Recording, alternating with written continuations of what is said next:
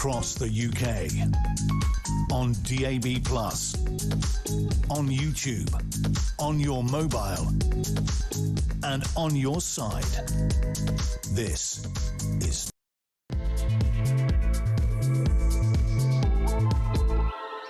You have a little look and you just think, I've got nowhere to go. The venue itself, this was the Winter Gardens in Margate.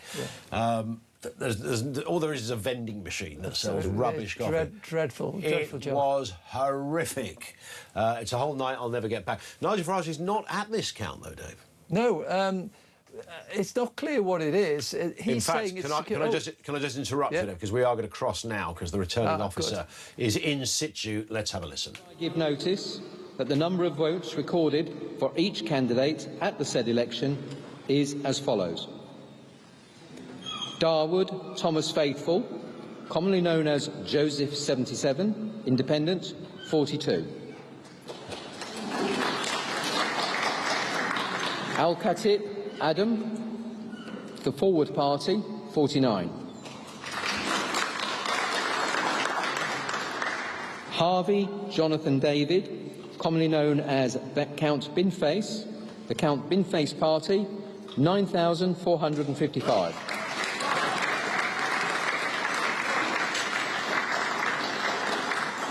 Delves Nicholas Charles Ellsworth, commonly known as Nick the Incredible Nick the Incredible Flying Brick, the official Monster Raving Loony Party 28.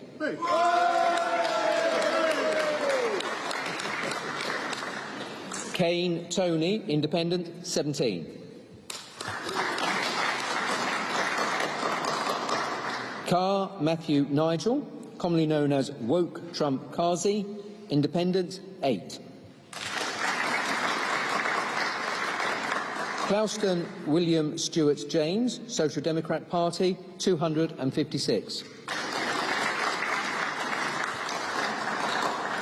Cowan Rees, Independent 50. Cowan Rees, Independent 50. Cummings Glenn Charles, Independent 7.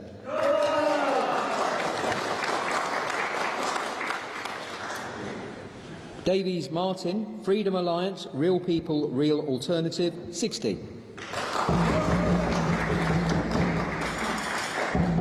Earlham Andy, Independent 44. Farage Nigel, Reform UK 22,239. Fard Atia, Independent 126. Fox Lawrence, the Reclaim Party 347. Francis Tony, Independent 432. Green Robin, Independent 59. Hookway Abbey, Independent 14. Hope Allen, commonly known as Howling Lord Hope, the official Monster Raving Loony Party 18.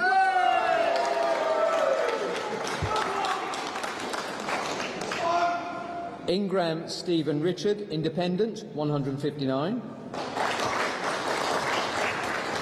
Morris Amy, Independent 46. Morris Derek Norbert, Independent 100. O'Brien Martin, Independent 65. O'Keefe Michael Noel, Independent 19.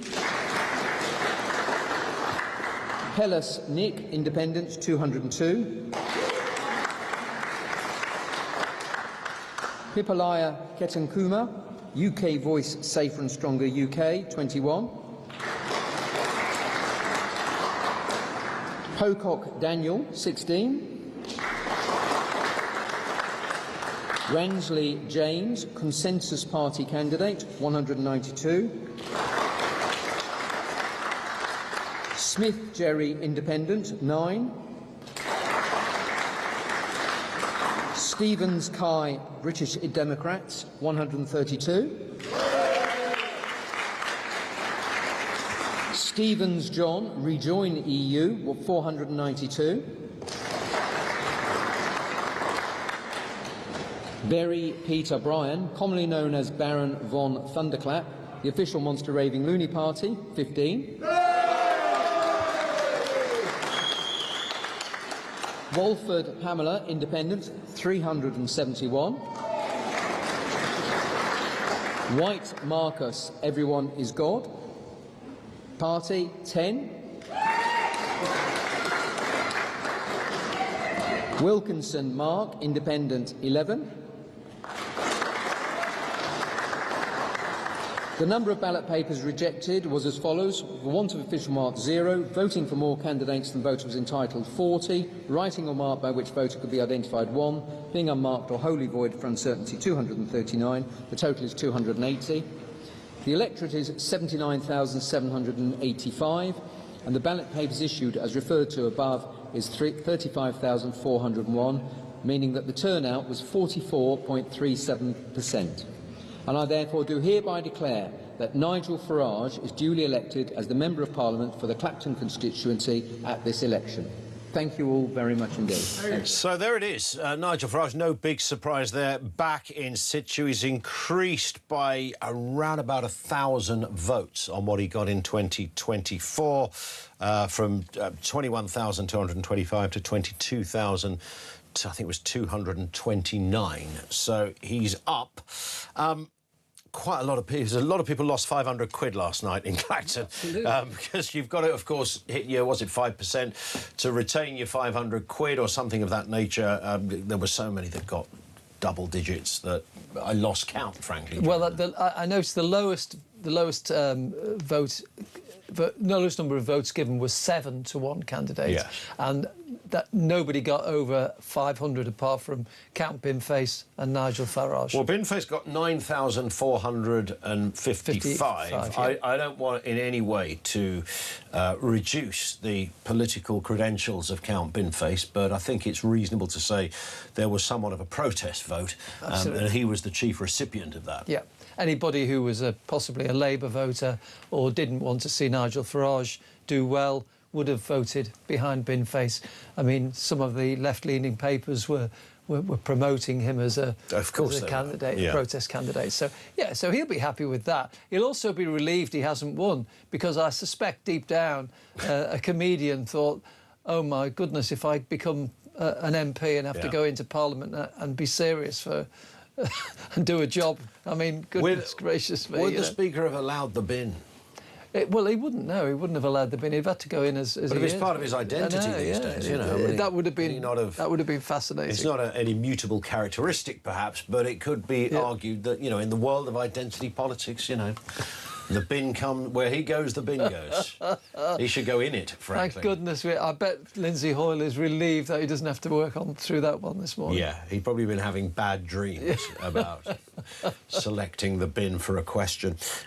Lawrence Fox, who was, I suppose you could tacitly say, was the nearest thing to a sort of Ristori-type character. Yep. He stood under the Reclaim Party, which is his own party. But I think I'm right in saying he has sort of certain, at least, sympathies, understandings with Restore. But he got 347, so his deposit has gone into the bin as well. So. Yeah, but he was among the higher recipients of votes, but the higher of the lower of the lower ones, yes. You know. But he wasn't at the races really. No, he wasn't. It's like the Grand National. He was one of the stragglers who came in at the end. Yeah. So it's congratulations to Nigel. He's back as the MP. There was no big surprise there, of course. Now, this happened because he resigned in order, I suppose, to re-establish his credentials as the people's favourite. Amidst what he said was an establishment stitch-up, the investigation into donations.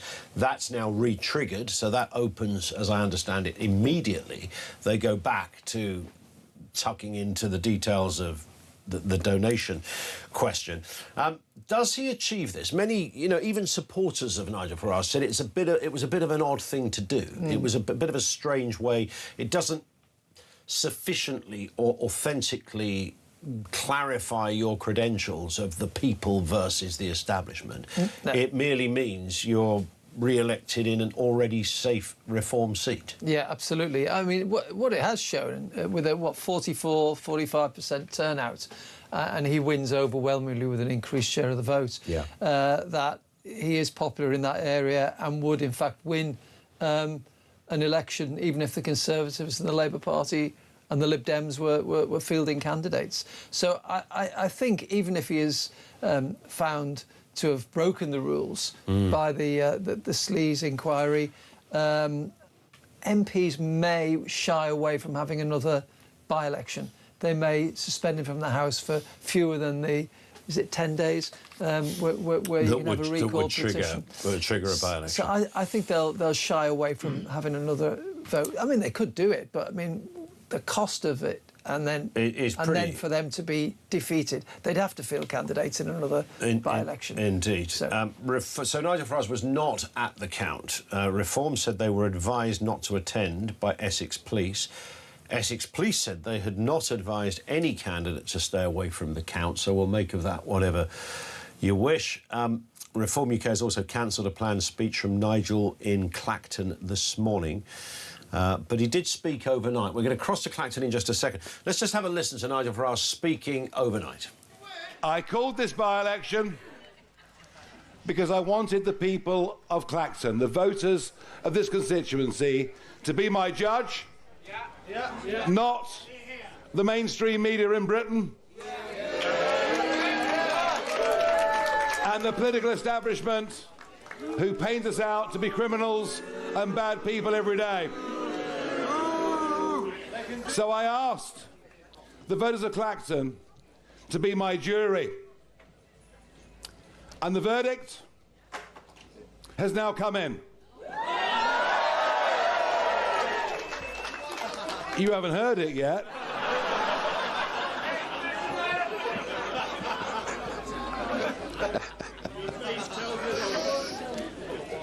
And the verdict is in, and it is a convincing, overwhelming win with more votes.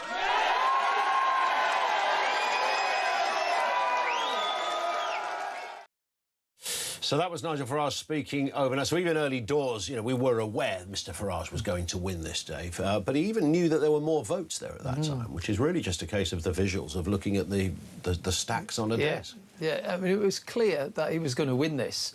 And those who were thinking otherwise were just living in a dream world, really, because he is extremely popular there. And he's extremely popular around the country, although some believe he's been tainted a little bit by this scandal. But well, we'll find out on that, won't we, when Parliament do their investigation. Yeah. Let's cross then to Clacton. Samara Gill, talk reporter, of course, live there, looking even at this unearthly hour, Samara. It's looking summery there right now, and obviously jubilation for reform, and a couple of dozen people losing 500 quid for daring to stand against him. Morning. Morning, Ian. Yes, it seemed like there was tactical voting in Count Binface's favour in some sort of way. The sort of oppositional vote gathered together in order to get those 9,000 votes for him. But yes, Nigel Farage triumphed, as we all predicted. There was a Farage Fest last night, which happened about 12 kilometres or 12 miles from here, in a paddock, and it was a very, very sort of flamboyant affair, you know, live music, all the different Reform MPs, and a bunch of Clacton residents were there as well. He claimed that that was paid for by the people of Clacton, but he also said that the ticket cost didn't cover everything. So obviously there was donors' money thrown in there as well. So it was a very, very interesting sort of thing. I mean, we haven't seen this level of political theatre in the United Kingdom, I feel like, ever. You know, these massive sort of paddocks filled with, there was a Ferris wheel there, there were game shows, there were all sorts of things. And of course, he did his victory speech even before hearing the count. And as you just played, said that it was a resounding win.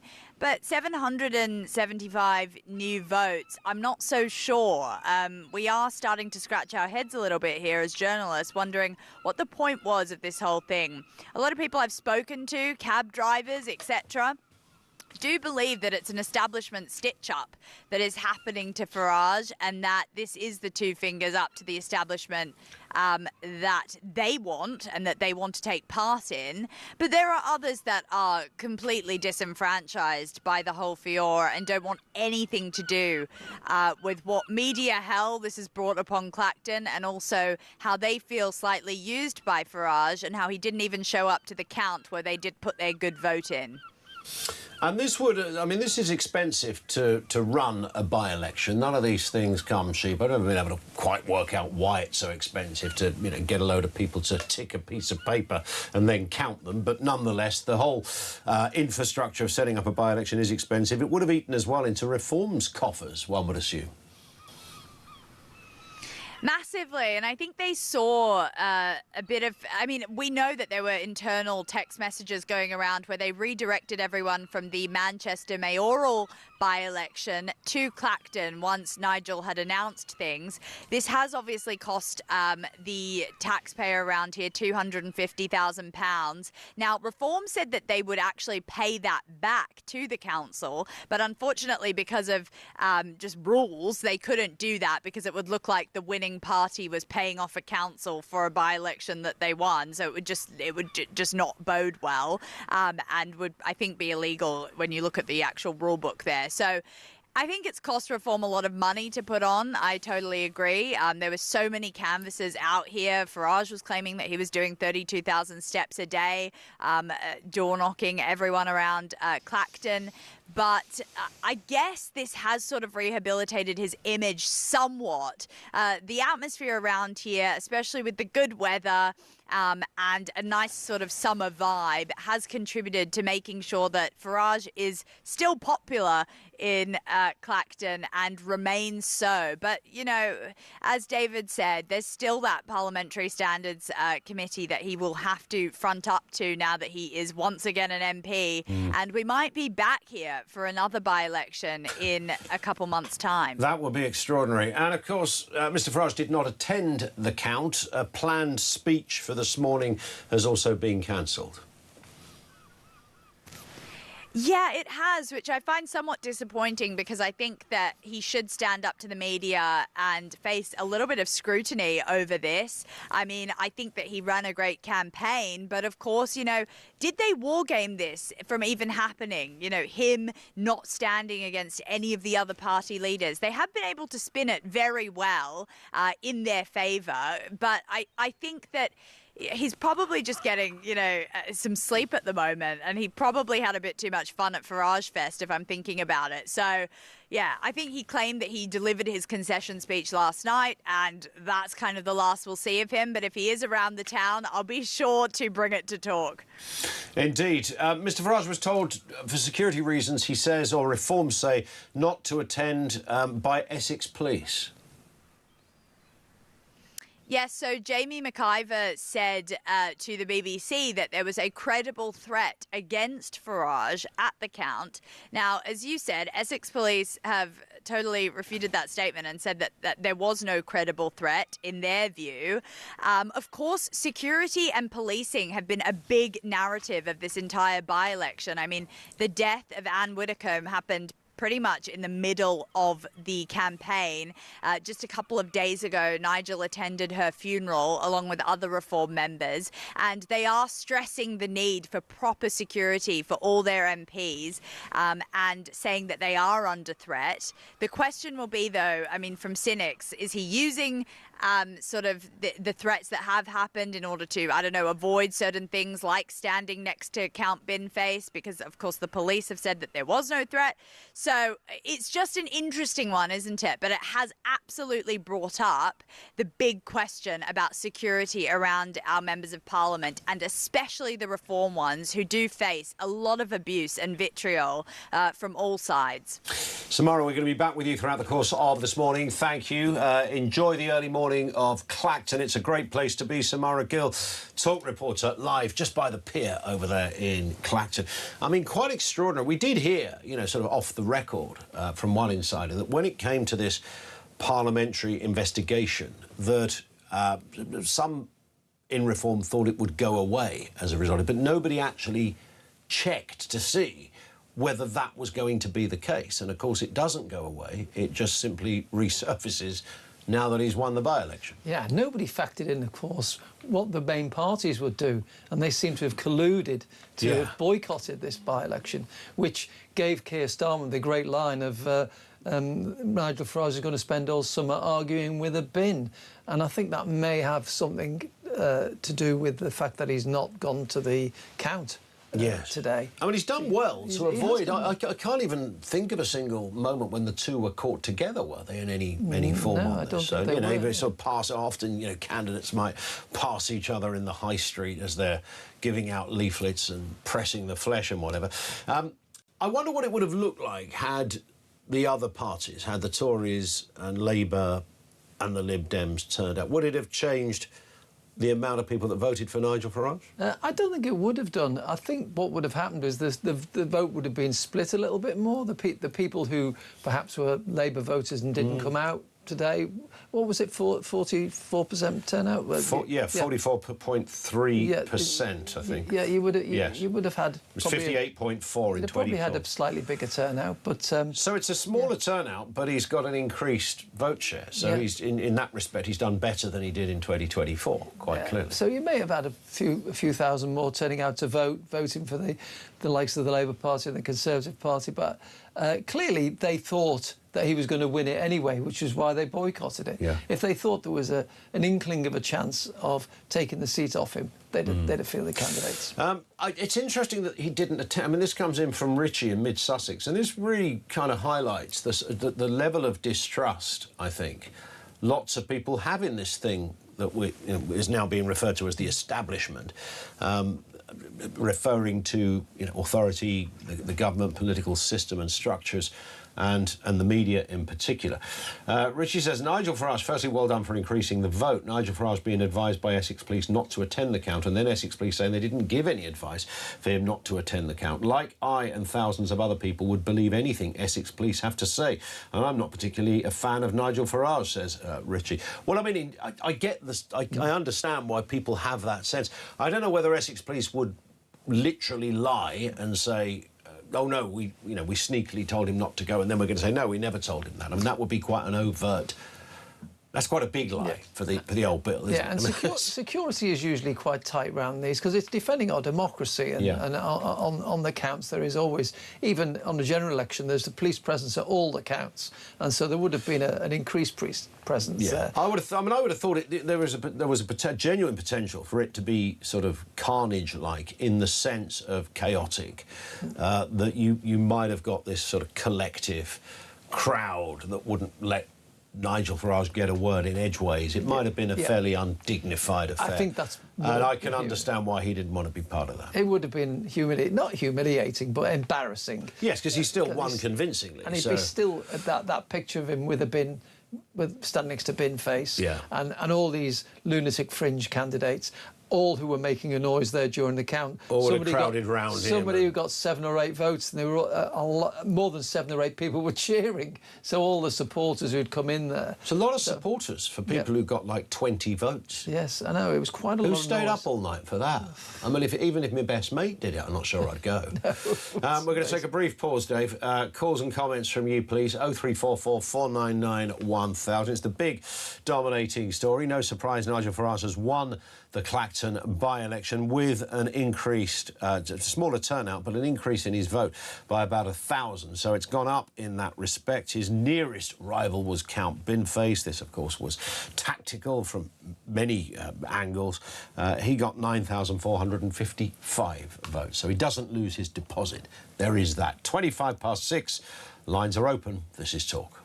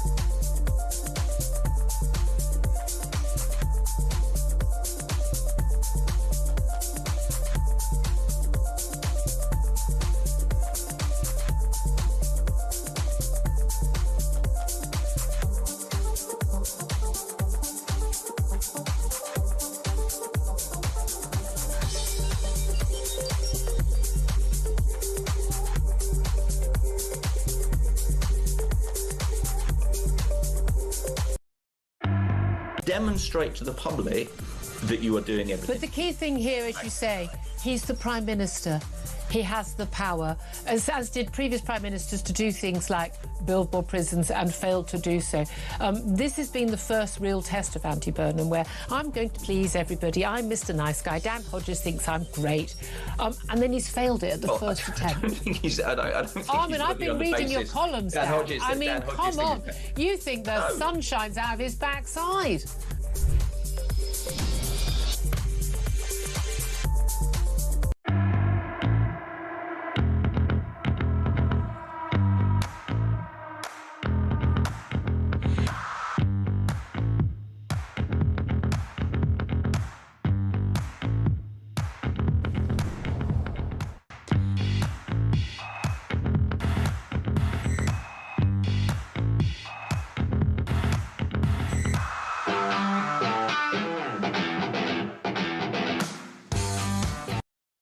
Across the UK, on DAB+, on YouTube, on your mobile, and on your side.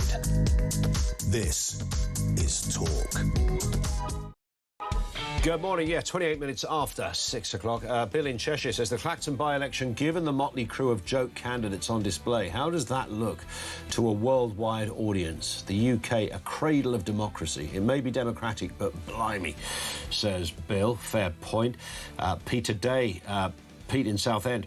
The only other serious candidate was William Clouston, Social Democrat, only got 250. He does seem to appear in quite a lot of by-elections, and he's a fairly diligent character. Whether people like the... I couldn't, if I'm brutally honest, give you the sort of centre point of his politics, but I'm roughly aware of where he comes from. He only got 250, which would always beg... You'd have to go deep. You need a student of politics doing a dissertation to somehow be able to kind of rip this one apart. But it's interesting. How many people in Clacton would have looked at somebody like William Clouston, the Social Democrat candidate, if they'd looked at him and probably gone, actually, this guy is, like, really what I stand for? But I don't think there's a lot of people that don't look that deeply. No. Most people just look at the Labour Conservative reform and vote for what they want in that sense. But there are, you know, occasionally in politics, somebody is thrown up there who's got a unique and completely different way of looking at politics, and they seem to not seem to get anywhere because they're not affiliated to a main party. This one from Deborah says, I was always under the impression that elections and by-election candidates stood to represent their constituencies. Having people turn up in fancy dress makes a mockery of politics and the voters in those constituencies. I believe people should only stand if they genuinely want to improve people's lives. Those who dress up, have no intention of winning and openly admit they're only there for a bit of fun shouldn't be on the ballot. Even the Looney Party said it's just entertainment. All it does is siphon votes away from serious political parties and make the UK look like a laughingstock internationally. It's time for change. Stop the fancy dress theatrics and raise the fee to £5,000 to stand. I kind of get that point.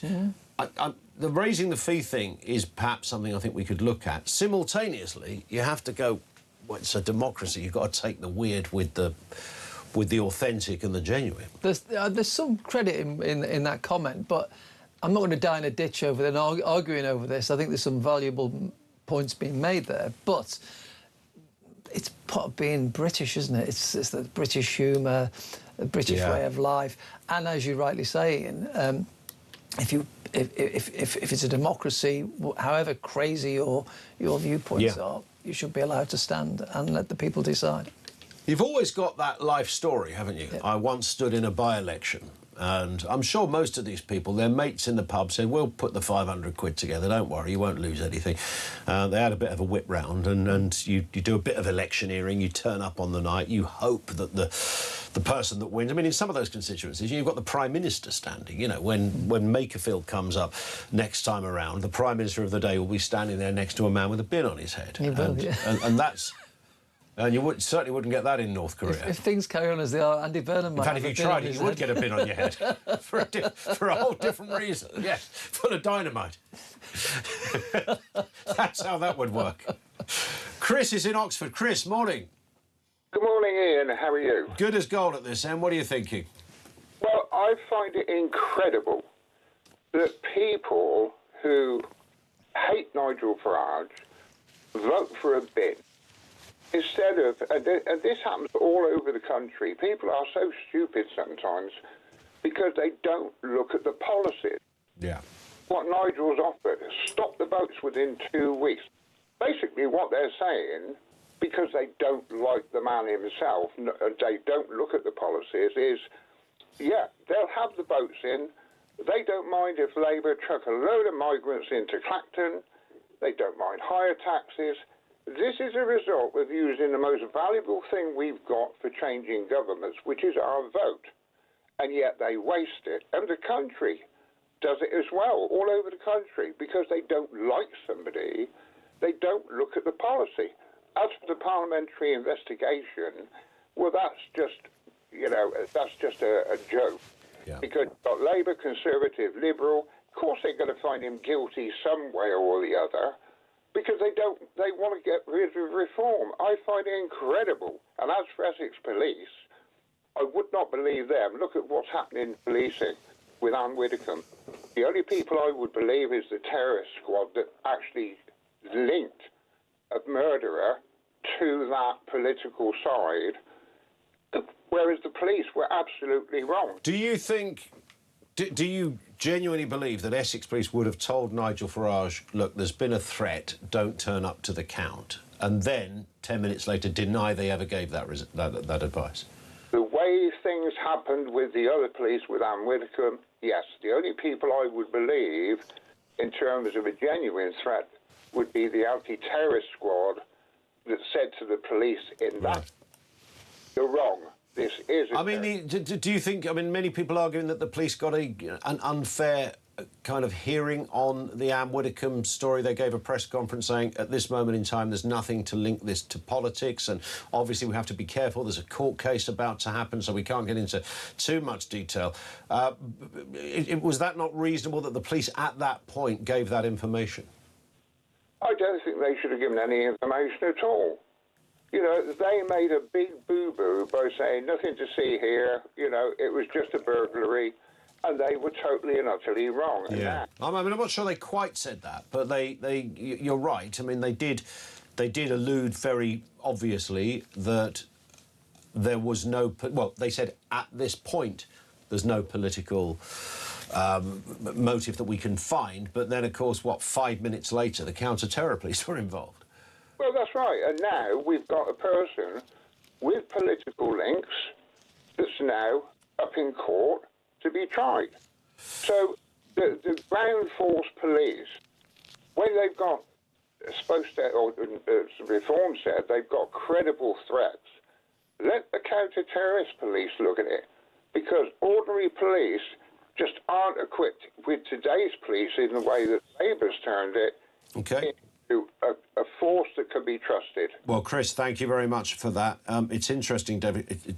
It comes back really to this sort of establishment thing, and there are people, I think, perhaps Chris is one of them, that sense, rightly or wrongly, that if something happens to a reform-linked person, it is treated differently to if it was somebody of another party. Yes. That's sort of the upshot of all of this. And Chris makes a very good point there about the policing. Whether or not our view seems to be that the police wouldn't lie on this case about there being a threat to Nigel Farage at the count. Yeah. I tend to agree with that. Nevertheless, it's not surprising that people like Chris don't believe it, because they've either lied to us or have been got it horribly wrong. Horribly wrong in the past with Southport, with Anne Widdecombe, with so many of these cases. That the credibility of what the police tell us has taken a knock. Do you think the police, I mean, this is a largely separate point away from the Clacton by-election, but we're sort of living in a world now where there's very vocal demands of how much information we want from police. You know this from being a journalist for decades, Dave, that, you know, when something happens, you sort of await a police conference. You might get one, you might not get one at all. You could wait for days, it could be weeks before, because they're investigating. And it was never a line that you could have very successfully cross. You might get a tip-off, you might have a contact in a local police station, or somebody that you know that can give you a little bit of off-the-record information. But broadly speaking, we certainly didn't need to know or didn't ask to know the ethnicity or the nationality of a person that's been arrested. And now that is demanded. I was seeing people on social media saying, even after somebody had been arrested with the Anne Widdecombe, so why are the press not talking to the friends and colleagues of this person? It's a stitch-up. Well, of course, the reason you're doing that is because somebody's been charged with a murder, and that would completely, and very potentially, in certain cases, put a stop to a court case, which is the curious thing, that people who are looking for truth and transparency often run the very risk of achieving the opposite to what they claim they're looking for. Well, this is the big problem now. It is social media. In the days before social media, you get experienced journalists who would speak to people behind the scenes, get the details, and use their experience to, if there's any speculation, to speculate along the lines. Something that is believable and that they know from experience is probably what's happening. Yes, yeah. What you're getting now is people with no knowledge, no background information, who are just speculating wildly on social media, and the most outrageous observations usually get the most pickup.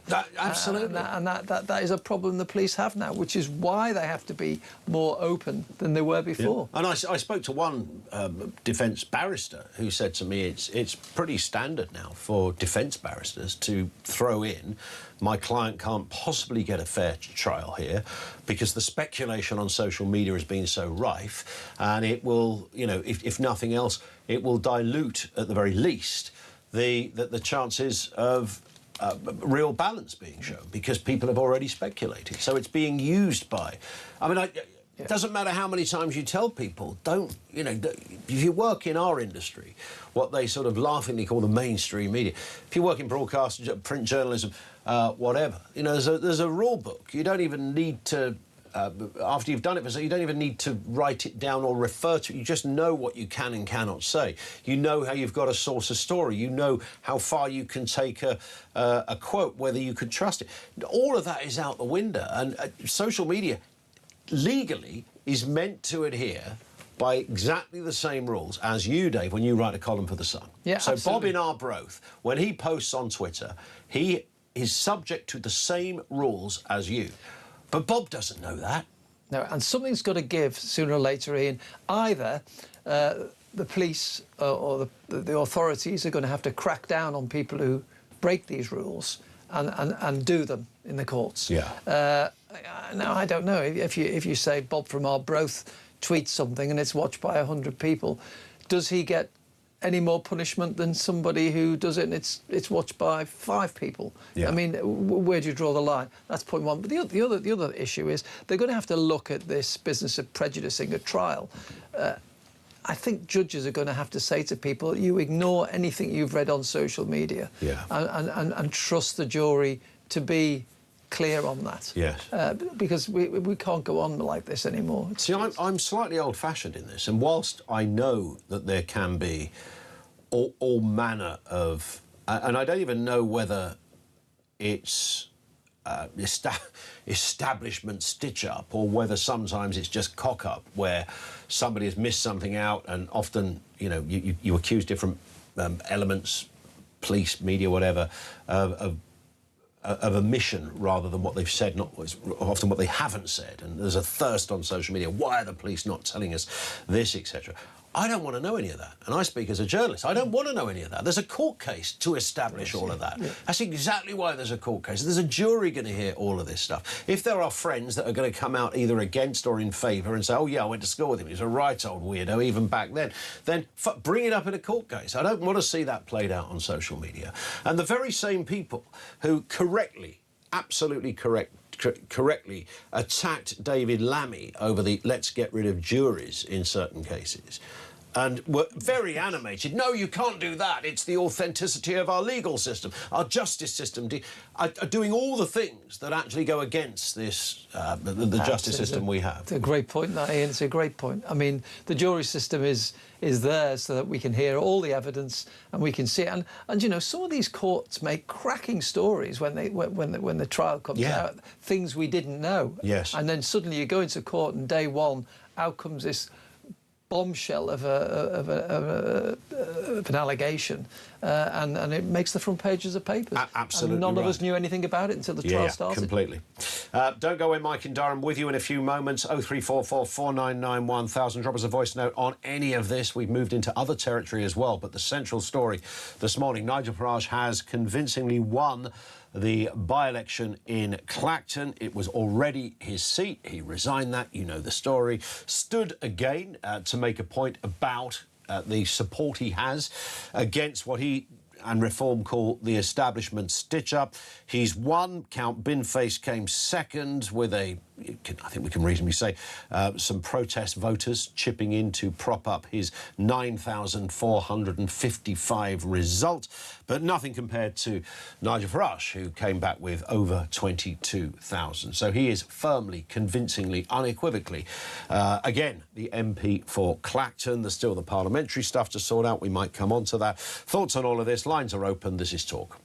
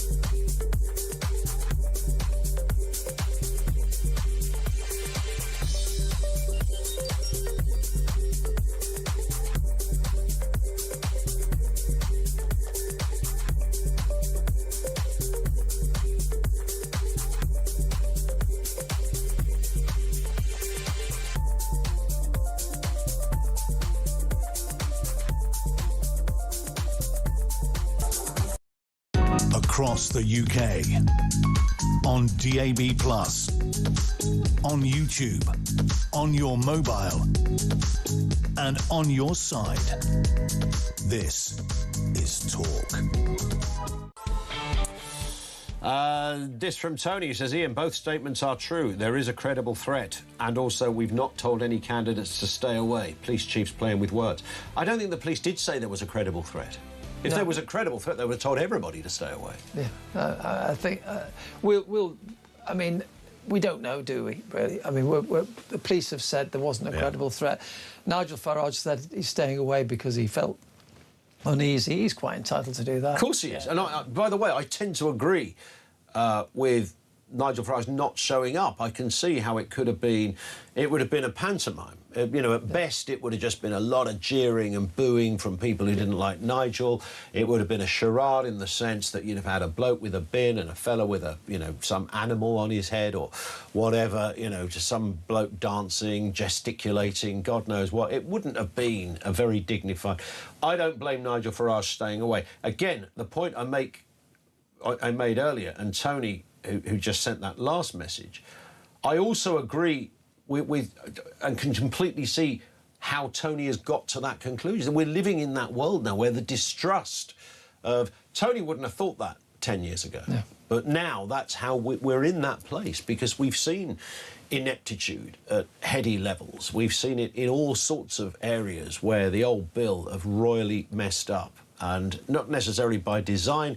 I don't really care what reason it was, but we've seen those cases where you think, how did they not nab this person, or how did that person get bail? I know it's not always specifically the police's fault, but that's the place we're in, and that's the point that reform are kind of dining out on at the moment. Absolutely. And when you get... You've had so many attacks and murders of politicians. I can understand why Nigel Farage is feeling a little bit vulnerable, and even the fact that he's had all these death threats on top of that will make him feel vulnerable. But then he looks at this and goes, I'm just going to get a shed load of hassle here. So perhaps he's just thought, I'm not going to play into their hands. I've probably won the seat. I'll have a lie in and deal with it later. Maggie says, I agree with Chris. The bin voters are just Nigel haters. What the bin's intention did... what was the bin's intention? Did he have a mandate? In my opinion, that bin has insulted the people of Clacton. He had, of course, stood before. He stood in Makerfield. He did, yeah. So that was against Andy Burnham. Andy Binham, yeah. Andy Binham. Yeah. Is that the first time you've said that? Yes. I like it. This time of the morning Where as has well. that been hiding? This one from Daniel, who's in Israel. As a British-born Israeli watching from afar, people like Count Binface remind me of the England I love, the amazing British sense of humour and how much beauty Britain can offer the world. What makes Britain a laughingstock is actually the not-so-small boat crisis, the woke madness and the complete surrender of major political parties to Islamic extremism. Enjoy while you can, because I'm not too sure that much of the great British humour will be around much longer. Absolutely. There is that perception. Although I am told, when you speak to somebody in France, they kind of do tell you quite a parallel story about kind of wokeism and immigration, and so, but then, you know, they're only over the water.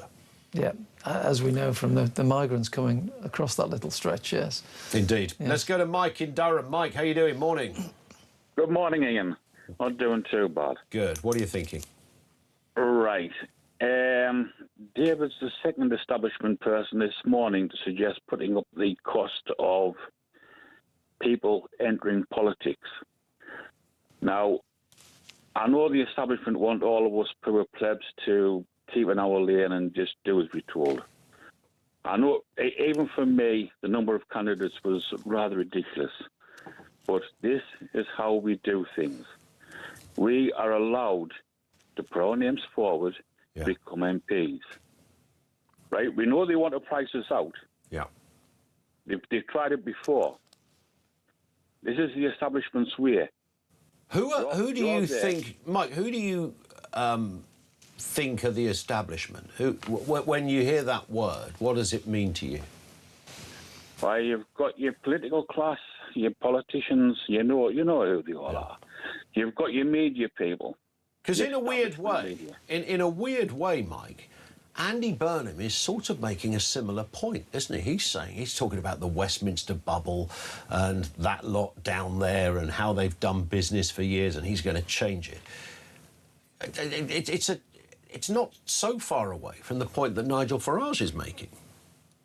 No, Andy Burnham saying he's not part of the Westminster bubbles like me saying I'm a Southerner. It doesn't. I think you're from Brighton, Mike. I am a bright one, but I'm from Durham. I love that. Nice answer. Dave, you are part of the establishment.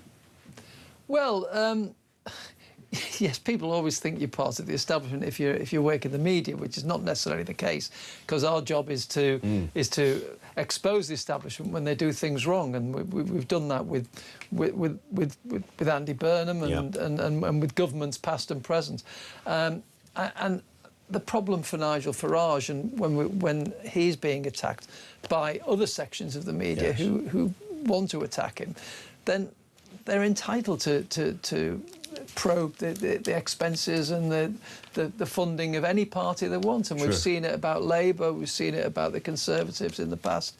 So it's just a case of a journalist getting some information and going for it. Usually that information starts with a tip-off to a journalist from somebody opposing the person about who they're giving the information. True. And then the journalist decides whether or not to dig into it. Mike, what do you think of... Because something that has always disturbed me for a lot of years, initially over a different story, but at the moment we have quite a lot of people who call themselves independent journalists, which often means not a journalist, but nonetheless, you know, anyone is allowed to investigate, and it's great that people go on social media or they have YouTube channels or whatever, and they do their own thing, and some with levels of success. But does it bother you, Mike, that bearing in mind a lot of these people fly under the banner of anti-establishment because the establishment lies and the establishment doesn't tell you the truth, and then they produce their online shows full of more lies and untruths than you could ever cram into 30 minutes. Have you watched some of the, we'll call them independent media? Some you've got, like, I've got a simple saying. Yeah. Question everything. Right? That's very true. I tell people on my media places, I tell them, even question what I tell you. Look for yourself. Yeah. Check it out. But then you don't want to see a red under every bed, do you? I mean, you could go mad thinking, yeah, there's one over there. Well, there are some people who probably think that. Yeah. I mean, you've got people who've got Nigel Farage living in their head rent-free 24 hours a day. That's very true. Mike, great call. Loads to digest in that. Thank you for that. That's Mike in Durham. And by the way, I'm a big supporter of those kind of independent channels or independent media, whatever people want to call it. I think that's great to have in the mix, but they are opinion-led, as distinct from what you might call fact-checked and fact-led. You know, they always, often, their opening line is, you know, no bias, you know, tell it like it is, the full truth, you get that. And I've got mates who do this, you know, a couple of notables, and anyone who knows me or knows us know exactly who I'm referring to. I love the fact they've enjoyed success and doing well, but there are lots of others that are merely just opinion, and that's great. There's nothing wrong with that, but it should be. And then, of course, you have people, you see the comments, people go, thank goodness you're there telling the truth, and it's like, no, they're giving you their opinion.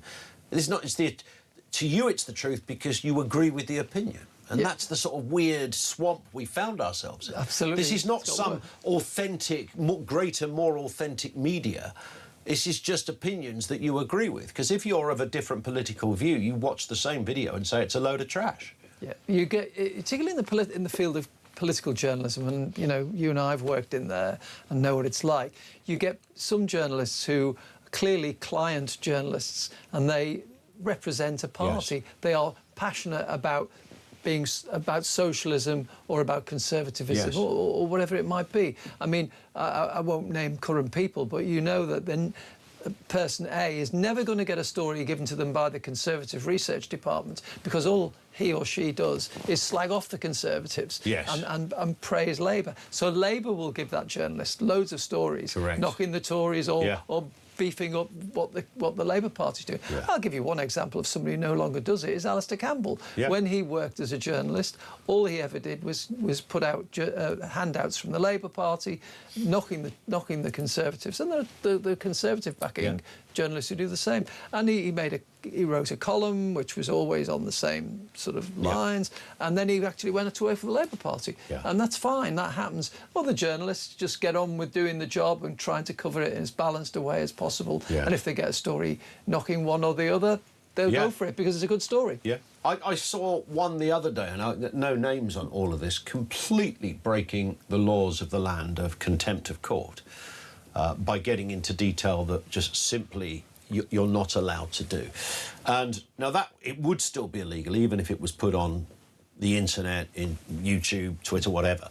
That would still be illegal for anybody to do that. If you stood in the middle of the high street and shouted, "That man is guilty because I went to school with him and I know that he's always tortured old people," or whatever, then that would also be contempt of court.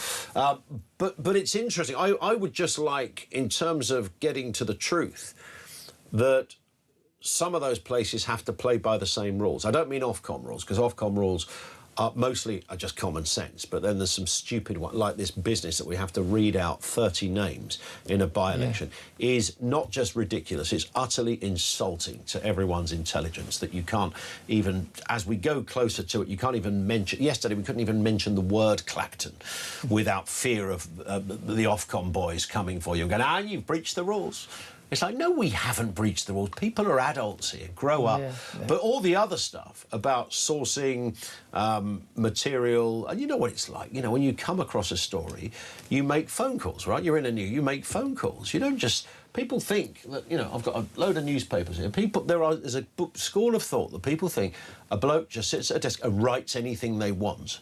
Now, you know what a newsroom rollicking looks like from an editor if you get it wrong. You know, as if you will have your what's it's torn from your body metaphorically if you get it wrong, because your editor will go, well, you didn't check that, you didn't source it, and then source it again, and sometimes a third time. You know, the lawyers, the law of the land, the right of reply from someone, all of that stuff, and sometimes it's a faff because you know something is true, but you've got to make sure you go through it, because otherwise you're going to end up with a bloody great big legal case on your hand, or egg on your face. So, well, I've had the reverse of this a couple of times, and they're really agonising, where I've got a story I know is true and I can't get confirmation. In fact, I get denials from the government of the day and from the person it's about. And then 6 months down the road, you found out it was absolutely 100% true because something else emerges which confirms it. But because we cannot get it confirmed, we don't run the story. That's how it is. Indeed. Do you know what really annoyed me as well? I don't often get annoyed by this, but I saw a couple of characters arguing. There was a kind of talk radio in crisis story.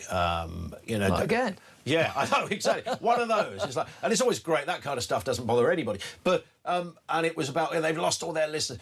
So this show that I'm doing now is Jeremy's show, of course. Okay, let me just, for clarity, kids, the listeners to this show has increased by 25% in the last year. So from a year ago to today, 25% increase. You wouldn't think that or know that if you listen to some people who've taken some moody figures, morphed them, changed them, mucked around with them to come out with a completely different headline.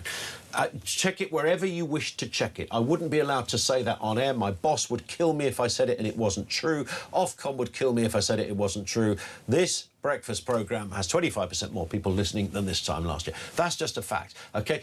Radio listening is a curious beast. They go up, they go down, they wobble a bit. That's happened forever. Sometimes it's not even down to the specific person who's doing it. I mean, I've worked on radio stations where, you know, somebody who's absolutely bloody awful has got the best figures that when you think, how did they do that? And then the other way around, somebody who's clearly brilliant took it down. So, yes, they do mess around. All figures do. Television figures do.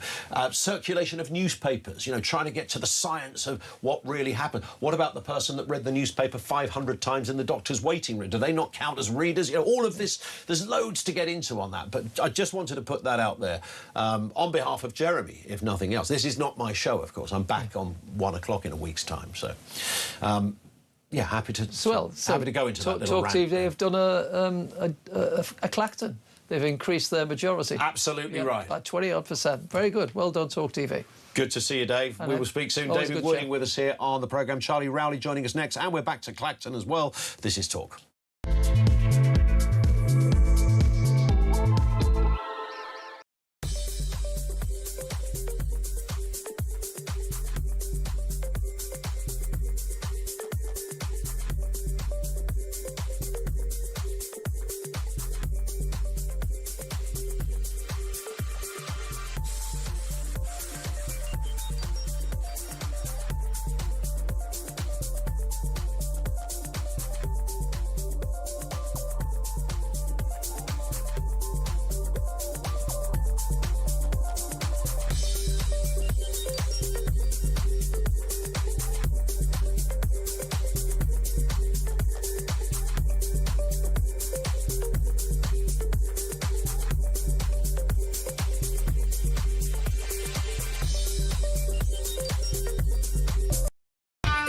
Not so small boat crisis. And there's a picture of the boat, and they've got a little wording in a little circle that says picture continued on the back, and they've actually put it's so big they've put it across the front page and the back page of the newspaper. I mean, this is absolutely huge. It is.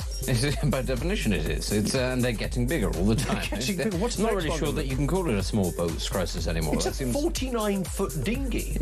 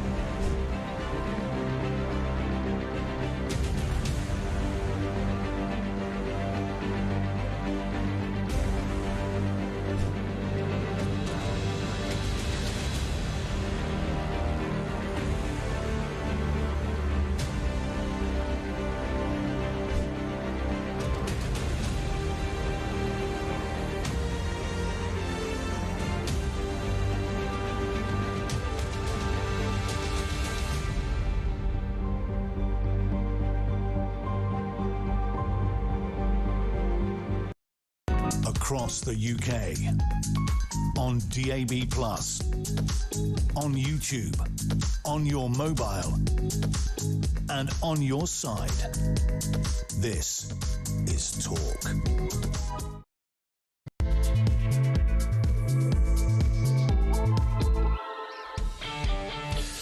And good morning, welcome back everybody. It's Friday the 14th. Welcome to Talk Breakfast. Colin's in for Carl just for one more day. He's back on Monday. And of course, the result of the Clacton by-election is in. Nigel Farage is victorious again, increasing his votes. It was a smaller turnout, but his vote still increased. The bin-faced person got himself trousered nearly 10,000 votes for his bin-based troubles. More on that story. What is the significance to you of this? What do you make of it? Do you see this as, and remember how this by-election came around, as a victory against the establishment? Or was it always a no-brainer that Nigel would romp home? Yesterday was the hottest day of the year. The heat wave continues, but it's not all sun cream and seasides. There were fires across the UK, from woodland to entire houses, the weather exacerbating the problem. More on that. We also hear the weather, by the way, was possibly to blame for the train derailments in Lewes in Sussex. Many people were hurt in this, 2 people very seriously. They're looking at the potential of buckled railway tracks. There is some visuals of this which look beyond extraordinary, but we will wait for the finer detail. And elsewhere, Reform UK have accused Vodafone of facilitating the invasion of Britain, their words, after it emerged that the company has been supplying free SIM cards to give to channel migrants. The telecom giant has given 2,500 SIM cards so far, loaded with 6 months' worth of free data. Is this a decent charitable endeavour, or is it the classic well-worn thing of companies showcasing their caring credentials? I think we know what's going on there. Details to come. Charlie Rowley has walked into the studio, I think in probably a diary clash on his part, frankly, but it just suddenly turned up. Wasn't on my running order, Charlie, and in he came. I thought, what's he doing? And then he started talking to Dave Wooding, and I'm very uncomfortable about this. well, luckily Dave has left his notes here. Has he really? So I'll be the voice of reason. I'll be a fountain of knowledge. Absolutely. For the first time ever. Good to see you, Charlie. Listen, I mean, it's a by-election. Farage was always going to win the by-election. He was always going to kind of win in the way he's won. It's no surprise to me that he's slightly increased his vote. The bin-faced man, which was, of course, a protest vote for people who didn't like Nigel Farage, he got 9,455 votes. He retains his deposit. Pretty much everyone else would have lost their deposit on this. 500 quid down the Swanee for their troubles. But Farage is back. Has he proved anything with this? Because that was the whole point of this. Look, he'll certainly say that he has. Look, he called the by-election. He wanted the people of Clacton to have a verdict on him, given all the scrutiny that he'd been under. Yep. And look, it seemed to be a bit of a masterstroke at first, and then the other parties, major parties, the Tories, Labour, Lib Dems, Greens, all said, actually, no, we're not playing part. This is your by-election that you've called. It doesn't, get you off the hook for the Parliamentary Standards Committee that will still need to investigate you. And it seemed as though it was going to be then just Nigel spending his summer competing against a man with a bin on his head, which has been the case. But the way in which he's got the result that he has, I think Nigel will be very happy this morning. Indeed. Turnout down by roughly about 14%, as I can see it here.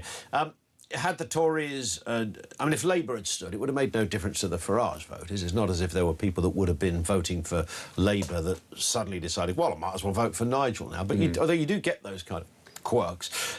Conservatives, if they'd stood, did any Tories, do you think, lend their vote to Nigel? They might have done, but given that Nigel's increased the vote that he got in 2024 when there was a Tory candidate, it doesn't seem that way. Was he increased it with a?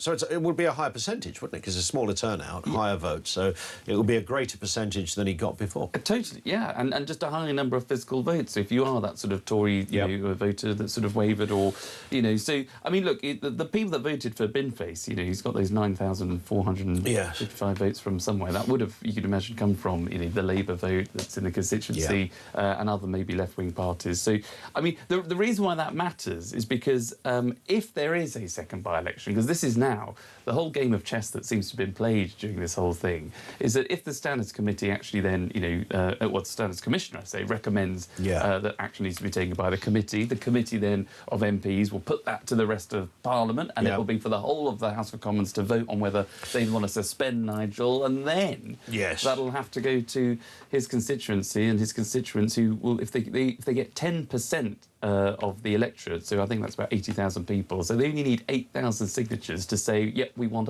another by-election. There is a school of thought, not proven in any form, but just speculation, that the Standards Committee, if they find against Nigel, may well it may well not be in the most extreme way they could find against him. And you've got various options at that committee. You know, has this man broken the law of the land and broken this and therefore should be kicked out of Parliament? Or is it something that would be diluted somewhat in order to avoid a by-election? So this will be the establishment helping Nigel Farage in a way. Absolutely. And look, if that was... Absolutely. And look, Nigel has been able to, I think, as he's trying to say today, look, this has been the establishment versus him.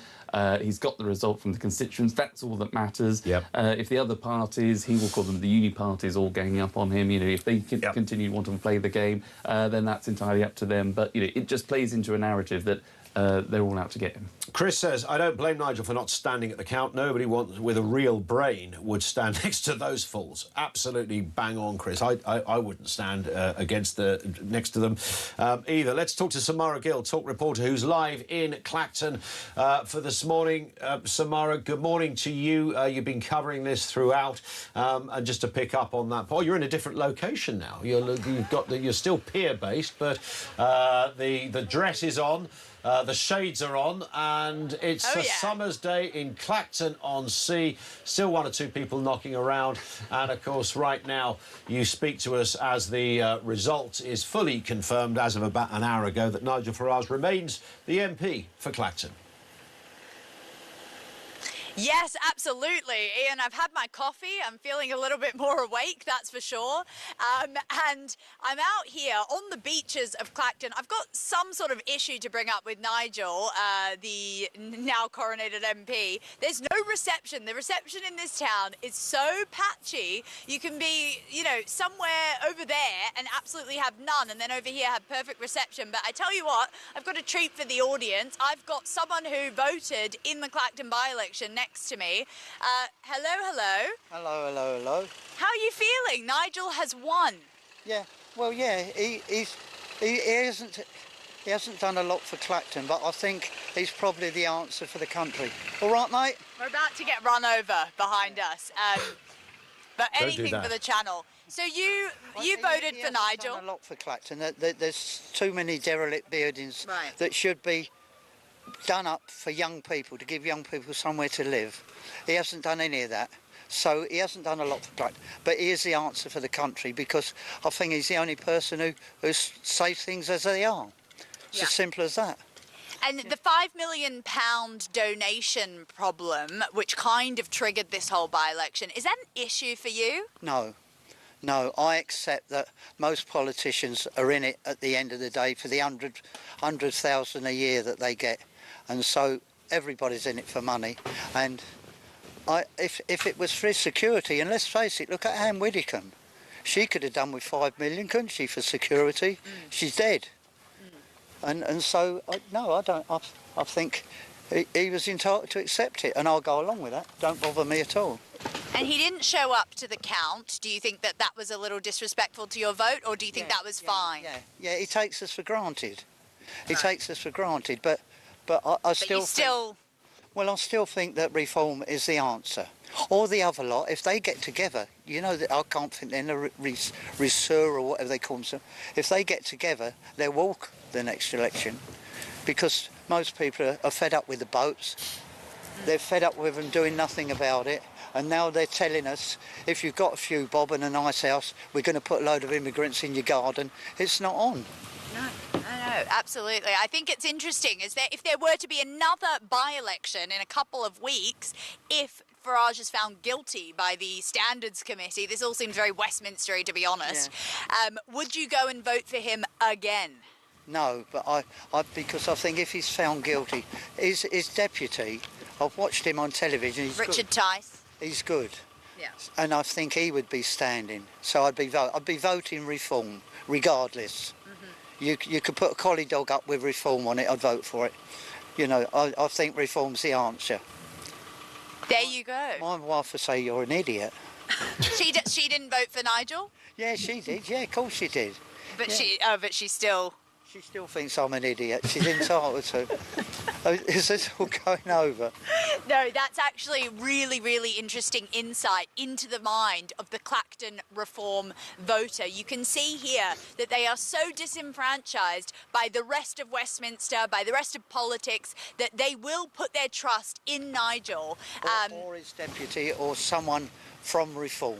Someone from Reform. Yeah. And just quickly, there was a sort of Restore Reform pact that was put on the cards a week ago before this by-election took place. That'd work. You think that they've called it off though? They're going to have to watch it though, because we don't want the real right wingers.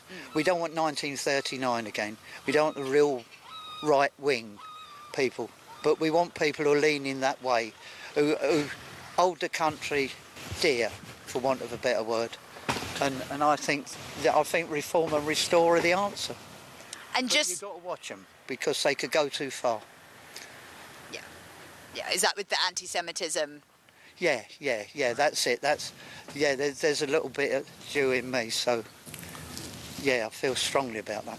And what we're referencing there is just some of the allegations of anti-Semitism that have hit Restore. But there you go, Ian. The Labour Party, they've been anti-Semitic for years. Yeah, it's a great point. Jeremy Corbyn. No, exactly. That doesn't make it right, does it? He'll sue me, won't he? No, he won't, don't you worry. Ian, back to you. Yeah. That is a Clacton Reform Britain voter.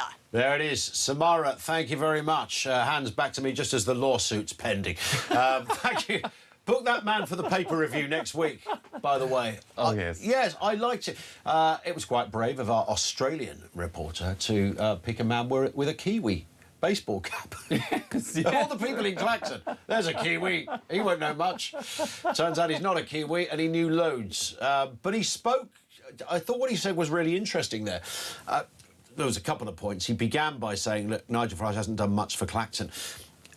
Constituency MPs can rarely get things built. That's not really their brief, is it? They're not there to... They can urge and they can agitate and they can encourage and they can write letters. But if you've got an area that's a bit run down, the local MP can highlight it and do their best and even help campaign on it. But it's not really in their gift to change that. Yeah, that's absolutely right. I mean, as an MP, you are effectively, campaigner-in-chief for your patch and the legislator for, the country. You've got to take part in national votes that take place, which forms our laws nationally. But interesting, you don't have any legislative control of your own constituency. Exactly, and you can campaign, because it's the local authorities, the local councils that will give the planning permissions to new builds and housings, or if you want to convert old buildings, as that gentleman was saying, that he wants to see more of those buildings turned into homes or areas for younger people. That's a local authority issue. I mean, our councils do an awful lot and can do more and actually have more power to transform the local area in terms of how it looks, in terms of the housing, in terms of its adult social care, in terms of schools and highways, and it's not just about collecting the rubbish. So local authorities have got all of that kind of power. But you're right, as a local MP, you can champion in some of those causes and campaign for some of those causes, and put your constituency on the map and get it into the headline news if you're talking about it in Parliament at a national level. But, I mean, some of the things that gentleman was obviously asking for will be things that I'm sure Nigel will take away and want to campaign for locally and nationally. Yeah, and he made the point there that he would... it's not really about Nigel Farage as such, because he said he would be happy if Richard Tice was running the party. But it's Reform. Reform are the only party, I don't think I'm misrepresenting his words there, that reflect the views of real people. That was his point. Yeah, and, you know, that's an interesting one, because I think actually a lot of people still see it as, you know, Nigel Farage's reform show. You know, he's obviously appointed people to shadow positions. So obviously Zia Youssef is the shadow sort of Home Secretary, and Rob Jenrick, you know, defected from the Tories, is their shadow Chancellor, effectively. Yep. So there are people in key positions, but I still think the majority of the public, they turn out to see Nigel. When they think about reform, it's all about Nigel. And so I think it would be difficult as a political party if Nigel was to take a step back and someone else was just to suddenly pop up. Certainly at the minute, anyway. So I might disagree with that gentleman on that. But broadly, I think he was onto something where, you know, if you're going to have a very clear choice at the next general election between a Labour government or a left-wing sort of government, you know, a coalition, or you want to get rid of that government, then the right and, you know, centre-right-minded people, whether that's previous Conservative voters in Clacton, who now maybe have switched to Reform, or that kind of combination right across the country, I think those parties have got to get their ducks in the row in order to ensure that they're focusing their guns and their campaign weaponry, as it were, on the right people. Don in Stalybridge says, morning Ian, the Clacton result will bring out the SNF. Stop Nigel Farage brigade in force now. I was reminded of that because obviously, I mean, if you're a Labour activist or a Conservative activist, then you wouldn't really deny that claim, would you? Say, yeah, absolutely, we're going to try and stop Nigel Farage because we want to beat him at the election. That is their job. I think Don is referring to a sort of wider group, this establishment thing. I was reminded as well back in the, and this really predates me as well. Well, it predates me in terms of my experience of it because I was a kid. The SDP back in the day. Now, you are a student of politics. What's your own knowledge of the Social Democratic Party from the 80s? Well, this is a breakaway group of people who left the Labour Party, because I think the Labour Party became too left-wing. Yeah. And they broke away and formed the Social Democratic Party, I think, that then went on to become the Lib Dems. Do you remember who was, or can you recall? Shirley Williams. Shirley Williams, Roy correct. Jenkins. Correct. And... David. He's in the House of Lords. David. Can we do it, Charlie Rowley? You can do it. I'll give you a choice. A, Smith. B, Jones. C, Owen. Owen. Correct. Yeah. Roy Jenkins, that was great knowledge, considering you were merely... your parents hadn't even met back then, let alone you being born. Roy Jenkins. And there was another one, Bill Rogers, who never gets really mentioned in this. It was known as the Gang of Four. Poor old Bill. What did he do wrong, Bill? Nobody mentions Bill. The Gang of Four, yes. The Gang of Four. But they, at the time... I was reading something about this recently. It wasn't quite the same thing as sort of Reform starting, but they were seen as the rebellious party, and there were claims that the establishment would not support them. They would do anything they could to stop this. Who are these upstarts who think they can somehow mess with the system? And they broke away largely because they didn't like the cut of the jib of the Labour Party. They had, in a much more polite way, I suppose, back then. But they had a similar kind of vibe going around them, that they were, you know, this was a group of people that were battling the system. And I think it was all, you know, as you say, it seemed to be our politics was a bit more polite, I guess, back in those days, but they didn't really seem to have a real figurehead. You know, Nigel Farage has been in this game a long, long time. You know, he stood in about 8 or 9 now elections at a national level or and at a European level as well. So probably more than 9. But he is someone who has just galvanised support over many, many years, and it's become not just policy, and it's not just about immigration, but it has broadened out to where there are so many issues that people feel in the country, and he has been able to articulate the problems, and that's why he's been able to galvanise so much support. We're going to take a brief pause. We're back with more. Charlie Rowley is with us, reflecting on Nigel Farage's more than convincing win on that rerun of the election in Clacton, by-election. He's back as the MP with an incredibly convincing win. Details on that. What does it mean going forward? Thoughts on that and your response as to how this thing panned out, particularly with 30-odd candidates, most of whom were dressed up as if they were turning up to some kind of fetish party. We'll have details on that. In fact, one of them I recognised. Years ago. Feet. We move on. Charlie's back with us in a couple of moments' time. This is Talk.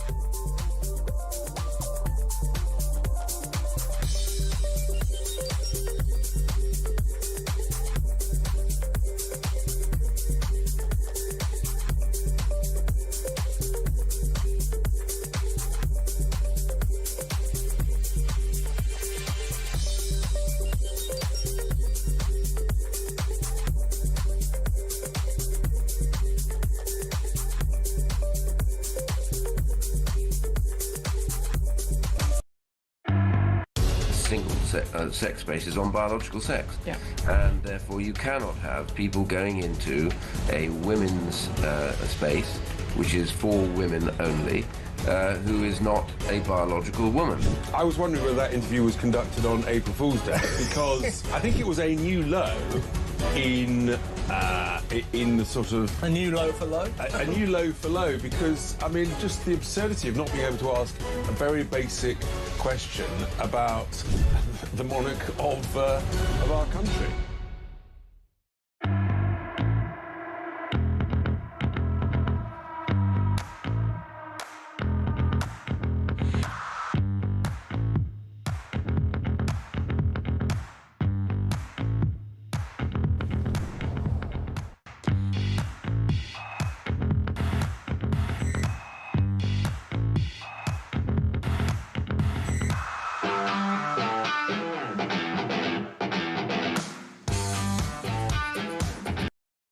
Across the UK, on DAB+, on YouTube, on your mobile, and on your side.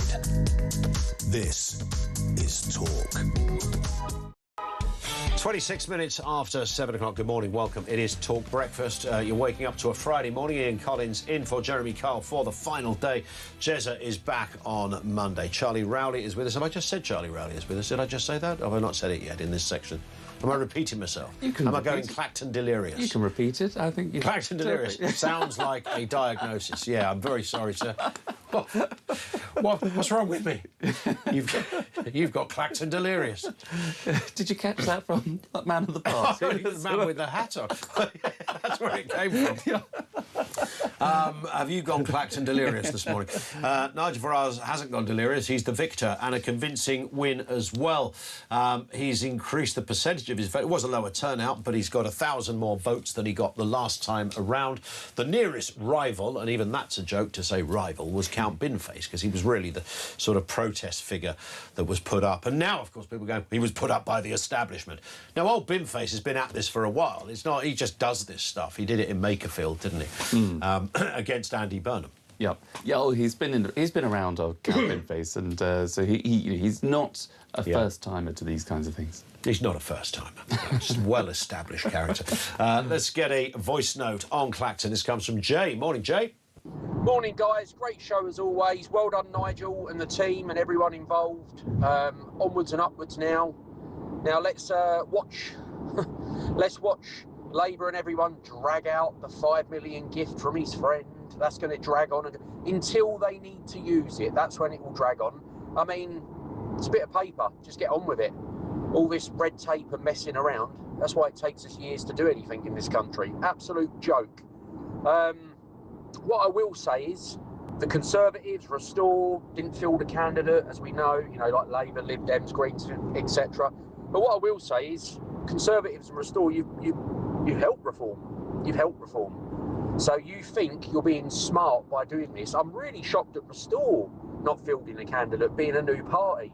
They would have, chances are, they would have come second and beat Count Binface, which would have been great for them. That's a really good... Jay, thank you, mate, for that. That's a really good point. Why did Restore not stand in this? Was it about just the... Would it have been too much of a...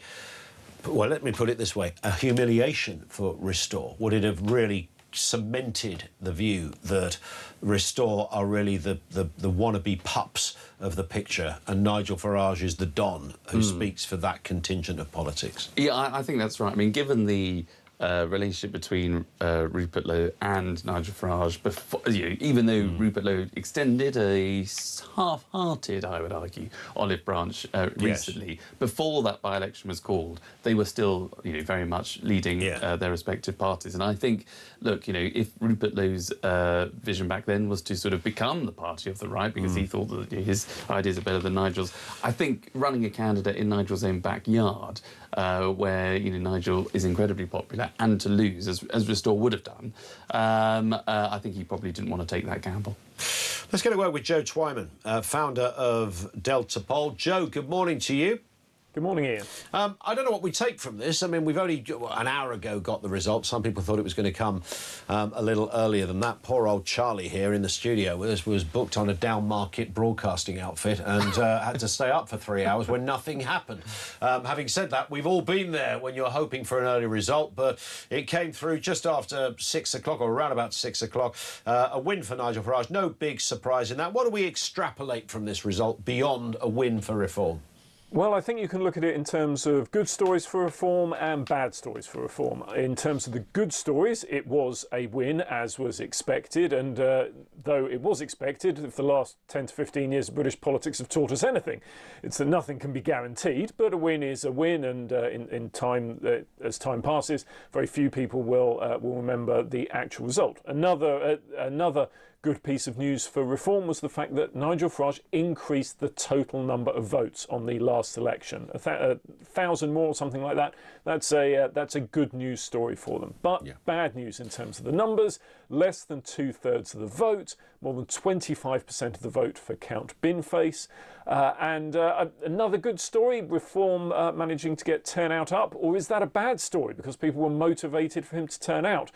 But actually, in terms of all of this, what it's about is not the numbers. It's about the stories that emerge from this. I think the story around security and not turning up at the count will be a bad story for Reform. And I think there are other issues around whether this election should have taken place at all that will raise questions. Ultimately, though, I'm not sure any of this will have a massive impact. I imagine this will be a talking point more than a turning point, because in actual fact, most people aren't paying attention. It's the middle of August. Yep. And people have better things to do. Well, it was also the hottest day of the year yesterday, and lots of people, I can imagine, when you've got your swimming trunks on, you don't normally think, oh, where's my biro? I'm just off to vote. It's not something you necessarily... Where would you even keep your biro? There's another story. So maybe people were put off somewhat by the weather in that respect, Joe. It's interesting... I'm sorry, I've lost my I've lost my earpiece. I can't hear you. So you can hear it. Nothing Joe's end. We'll try and get Joe back ear-pieced up. I was going to make the point, Charlie, that so Nigel Farage's percentage of the vote is now 63.34.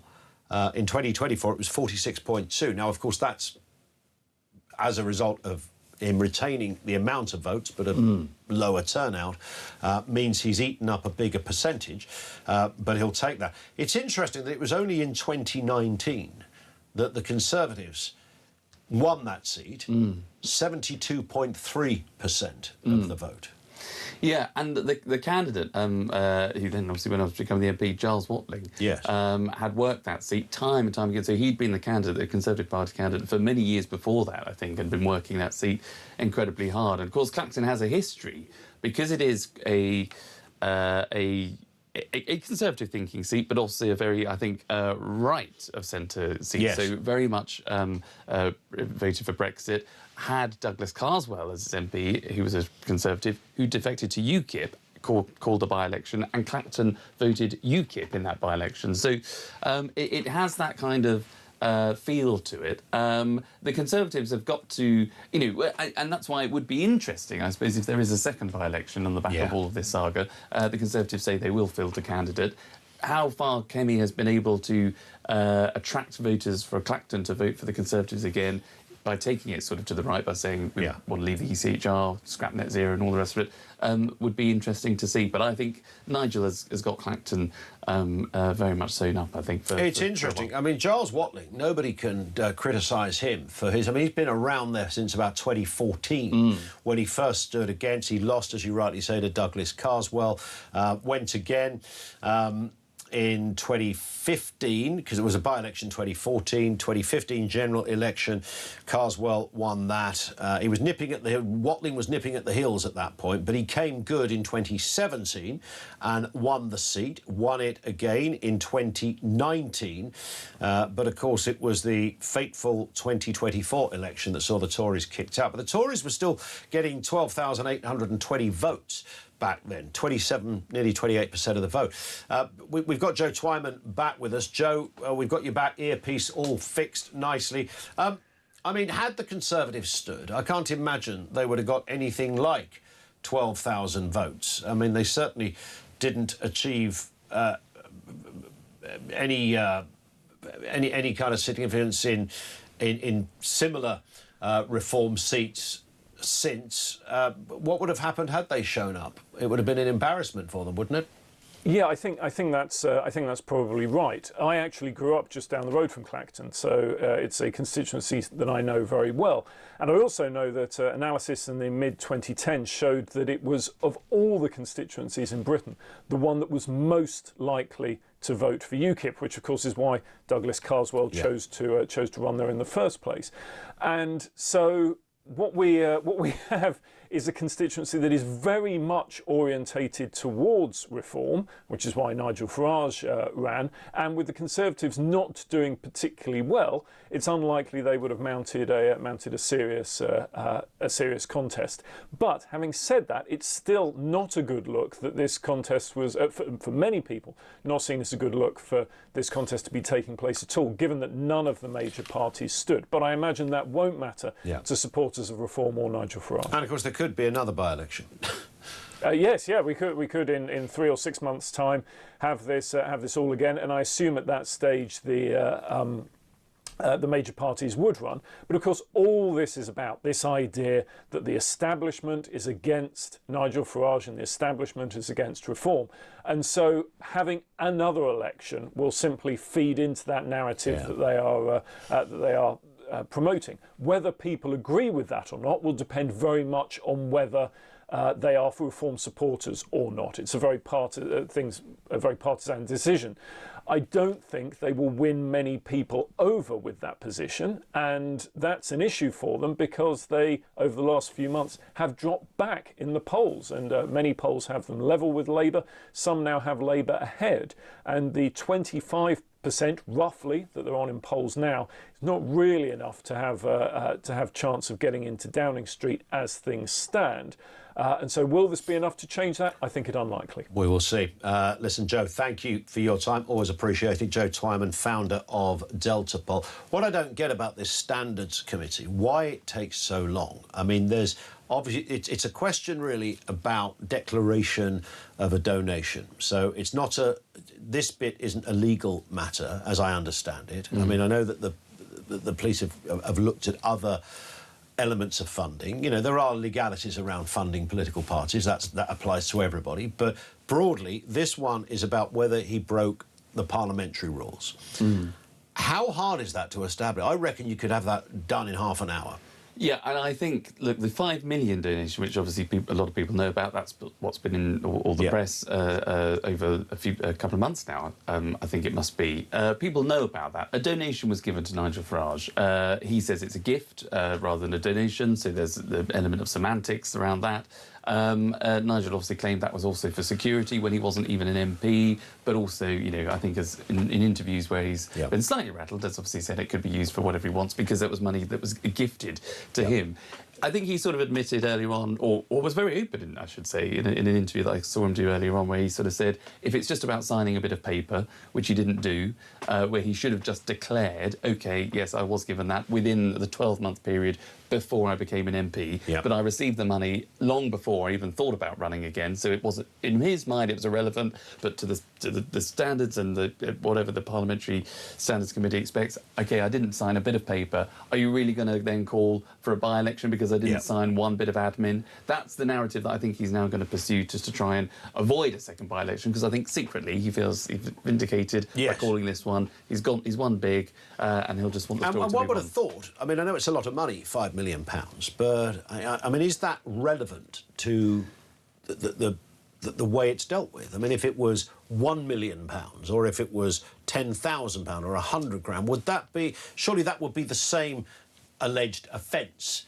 regardless of the amount you've committed, and therefore the penalty would be the same. And if we were talking about a 50 quid donation, would they seriously be talking about expelling him from Parliament over 50 quid? So are they likely to be seduced by the heady numbers involved here? Potentially. I mean, it is a big number, but I think it's, excuse me, it's more about the...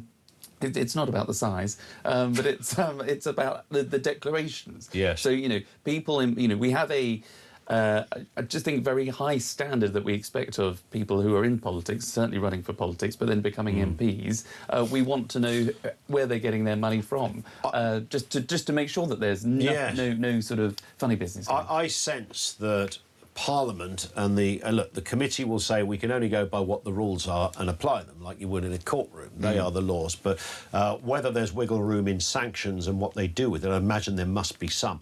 I can't imagine that committee deciding at the end of it all, yes, you've done this, Mr Farage, you are kicked out of Parliament, there's going to have to be another by-election. I can't imagine that being the case.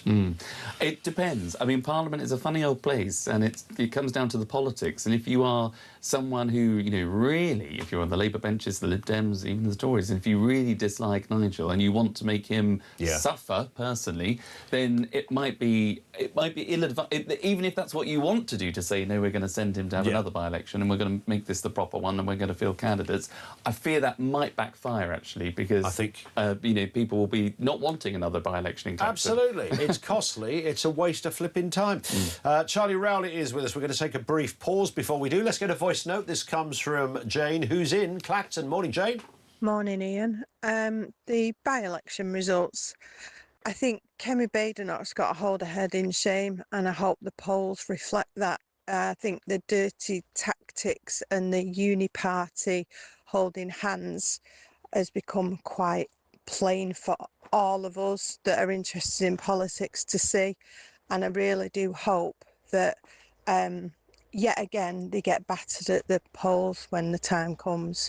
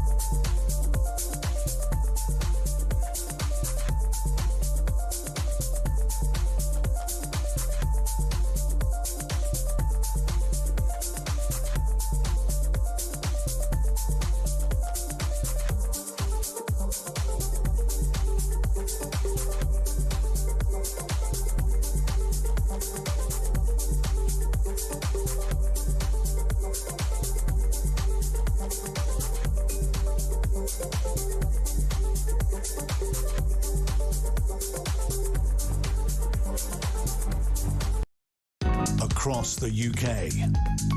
On DAB+, on YouTube, on your mobile, and on your side. This is Talk. Yeah, morning. Coming up on 7:45. It is the home of common sense. Let's get some calls going. We go to Clacton. Where else? Morning to you, Bob. Good morning, chaps. How's it going? It's the morning. Yeah, it's great. What are you making of this by-election on your patch? Well, it's a morning where we find out that the count didn't count. Okay, so that's a fair point. Well, yeah, I like that. The count didn't count. Yes, because at the end of the day, it still seems odd to me that the rest of what I call the uni party, the mainstream political parties, unanimously decided not to contest this seat. And I still find that very odd because when it comes down to, I mean, imagine now if the Mr. Binface, or whatever he calls himself, had actually won the seat. Can you imagine his maiden speech in the House of Commons? You wouldn't hear it. It would have brought the whole of Clacton into disrepute. Yeah, I'm sorry, true. but that's what would have happened. Did you? Was there any part? Because I never thought he was going to win it, Bob. But did you ever speak to anybody who thought he might? I have been on various elements of social media. There has been a campaign, quite heavy campaign actually for Count Binface, but it's purely been, in my view, just a protest vote. You know, of course it has. It's not been. The guy didn't have a leg to stand on, let alone bin. Well, he didn't really, and it was, you know, even if the Tories and Labour had put a candidate up, Nigel Farage would have still won this, and I think he would have still won it by the same kind of numbers. I don't think there was any Labour voters who suddenly voted for Nigel Farage. I just think it was an act of political cowardice on behalf of the opposition parties. Nigel Farage is a very popular guy up here. They would argue that, he never spends any time here. I've met him several times and I had a couple of pints with him actually in the Jaybit Clacton area, and he's very interested in what's going on here. I don't see how anybody could actually just negate him and just say, look, he's only in it for, you know, the money or whatever, because, I mean, as people have pointed out on your show before, look what's happened to other politicians. Sure. He's got a big entourage of people with him. Yeah. And when it comes to it, I mean, he needs that kind of protection because I've been stood next to him in outside a Clacton pub where he's had yogurt thrown over him, and a female comedian said, she wishes it had been battery acid. You know, that sort of comment is totally... Was that from... that was years ago, wasn't it? It was Joe Brand. Yeah. That's right. Yeah, so that was even back then. I mean, I didn't realise that was in Clacton. Yes, it was. It was outside a JDW pub. Wow. And I was stood there virtually next to him when it happened. But he was campaigning at the time. He hadn't been actually elected. So was he campaigning for UKIP back then? No, he was campaigning for to get the Reform Party up and running. As in my memory. In my head, that battery acid comment was like a decade ago. I must have... No, it wasn't anywhere near as... I think you might find it was about 6 or 7 years ago because, But in any event, nobody should be subjected to that sort of... absolutely. And I remember speaking to Nigel about the second milkshake moment, because he's had a couple of these, of course, and more recently one woman did get found guilty of assault, I think, because she threw something at him, which I think was another milkshake. But I remember talking to him on one of these and said to him, you know, when that happened and somebody threw that at you, was there a moment when you thought this might not be milkshake? And he said yes, which of course there is. You know, when somebody throws something at you and you're a high-profile politician, you hope it's a milkshake in a curious way, but it could easily be something else. Yeah, I know, but look, listen, I sense optimism here now. Hopefully this will all go away. Bearing in mind that we've had an ex-Prime Minister who's had to pay back some money to a colleague or a friend of his who bought his suits and his spectacles and things like that. So isn't that an act of... Did he have to pay that back? He paid about £6,000 of it back, apparently. Did he? Yes. Mr. Starmer, yes. Yeah. Yes, yes. Yeah, I mean, look, I don't mind somebody helping a mate out in politics. My problem I had with Starmer was that they dined out on the fact that we're the party that doesn't do things like that. Remember, that was their whole thing. You know, they didn't even know millionaires. We don't know these people. It turns out they know loads of them. Of course they do. And they took the hospitality, they took the suits, they took the glasses, they took the Taylor Swift tickets. They couldn't help themselves. When power came knocking, they lapped up every scintilla of it. Absolutely, and it's hypocrisy for them to turn around and say that. So Nigel took a donation from somebody who wanted his best interest at heart before he even became an MP. Yeah. I don't think the Standards Committee will do anything about this because they really haven't got a case to answer. In terms of I think even if there is a case of, look, the timing of it, you know, Nigel, you should have declared it and you didn't. I don't imagine. And, you know, if that's the rule, then that's the rule. I don't think that would be a political decision if that is the rule. But I don't think he's going to be massively punished by having to be kicked out of Parliament and have another by-election. We will say, Bob, thank you. Really good intel from the ground there. That's Bob in Clacton. Thank you to him. Let's get a word from Peter Barnes, who's not in Clacton, but joins us nonetheless. Peter, good morning to you.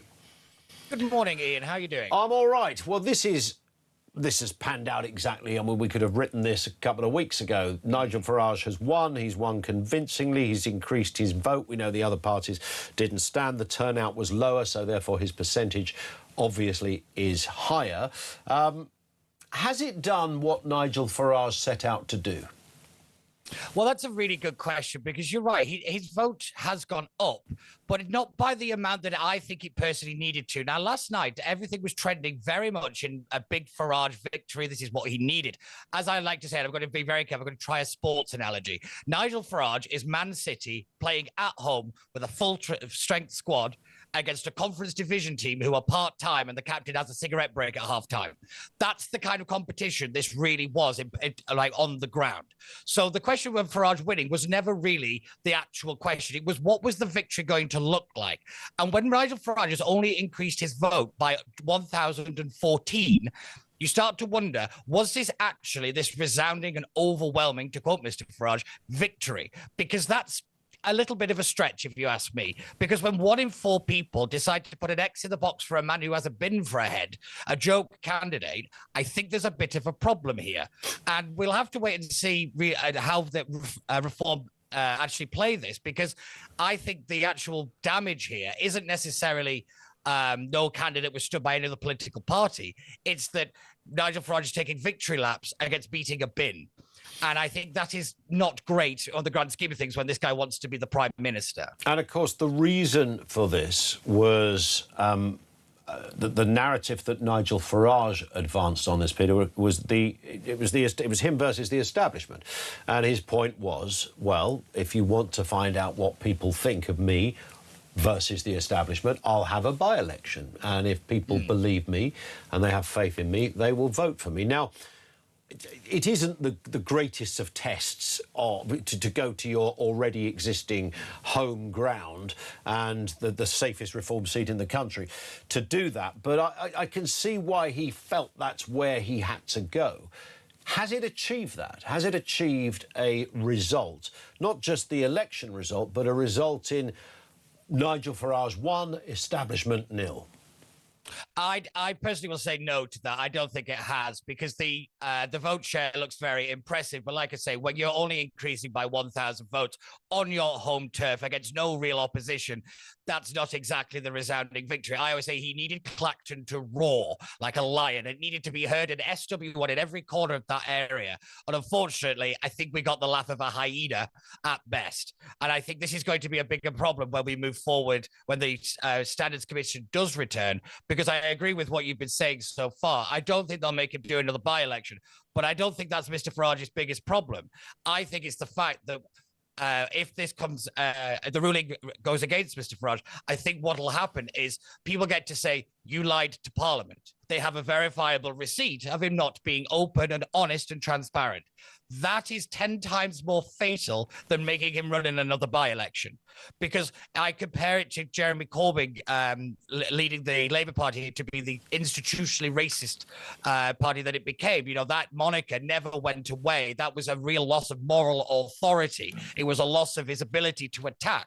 It also meant that the party itself, the Labour Party and Reform, would be in this similar situation, where every question to every candidate will actually revolve around this particular issue from now on. You know, if they, you know, it'll be, do you agree that Nigel Farage lied to Parliament? That's going to be the big question. Would he have lied, though, if he just simply said, look, I read the rules and I got this gift, but I got it, you know, way before I was ever considering going back into politics. So that would be an error. Is it a lie? Well, again, we'll have to wait and find out, because... And did he lie to Parliament? I mean, he might have... Yes, so, again, it would be not disclosing information, but I do think when there's been reports in the Times saying that he had conversations about this, but the Electoral Commission and the Standards Authority have to really come out with a clean answer as to when is a person like declaring themselves up for election. Is it actually putting them on the ballot paper, or is it any time before that? There's no actual kind of solid line on this, but it would be interesting, because I do think that the idea that this uniparty didn't stand because they were scared of him, I don't really see that as the defining factor of this, because realistically, why would they put up a candidate if they think there might be another by-election? But also, they need this moniker of the kind of the judgment against him to actually weaponise. I think that's what they've been waiting for. That's going to be interesting. Let's get a voice note here, Peter. Have a listen to this. It's George in Clacton. Morning, George. Morning, Ian. Hope you're having a good show. George from Leicester. It was really interesting. Samara was interviewing that gentleman, saying about what was happening with reform, and he would still vote for reform regardless of who was in power. I actually think he made a valid point. If this does come out that Nigel is guilty, the only person that can take that party forward, and I really like him, is Richard Tice. Anyway, have a good show, mate. Bye for now. And it's been said before, of course, Richard did temporarily lead the party when Nigel did step down. Now, I've known Richard for a while. He is one of the most honest, decent, intelligent men on the circuit. I like him an awful lot. He's a good communicator. Nigel is obviously very different. He has something that I don't think politicians from any other party have. To be honest, he's got a very mesmeric, charismatic way of giving a speech. He's a very convincing operator. But could Richard? I mean, I don't know why we're talking about Nigel Farage's demise, but it came up from an earlier interview that Samara did with a constituent in Clacton who said that he's not a massive Nigel Farage fan, but he is a Reform fan, but he also likes Richard Tice. Yeah, so this is the why Nigel Farage ran back to Clacton, because he's got that faithful vote. When you extrapolate it nationally, he has a very high unfavourability rating. One is -43 according to YouGov, it's -34 according to Ipsos. What is the danger, actually, is that the standards ruling doesn't make more people dislike Nigel. It's that people who already don't like him are confirmed in that opinion that they already have of him. That's the danger of the Standards Committee. And when you're that unpopular, it would be then difficult to convince people that you're actually a decent bloke. So yeah, in Clacton, people may like him very much, but it's his home turf. That's the reason, you know, for that. And I thought it's a very valid point about Mr. Tice. But again, he's also been implicated in the financial issues. Mr. Jenrick has as well. So this is a bit of a rot, and I do think what actually needs to happen for reform is a bit of a clear out in terms of its operations, and actually clean this stuff up, get some firewalls in there, get some proper protection for candidates and MPs, and move forward. This is a moment for reform to kind of take accountability and move and actually be decisive. Well, I wait and see whether that happens. Peter, thank you as ever. Great to have you on. Peter Barnes with us, political strategist, a regular with us on the programme. Lots of people have been implicated in a story. I wouldn't just say establishment journalism. There's been some absolute tripe and rubbish, just basic, awful journalism around this that stands up to zero scrutiny. I think that should be said as a matter of fact as well.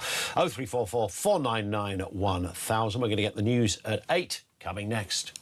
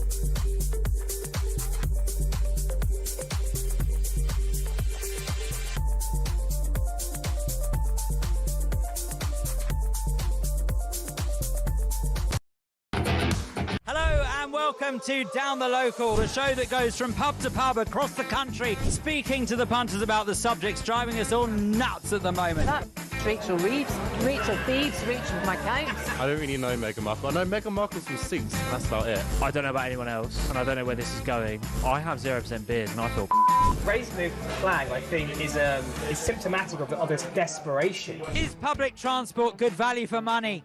No, it isn't. You really don't like speaking to people.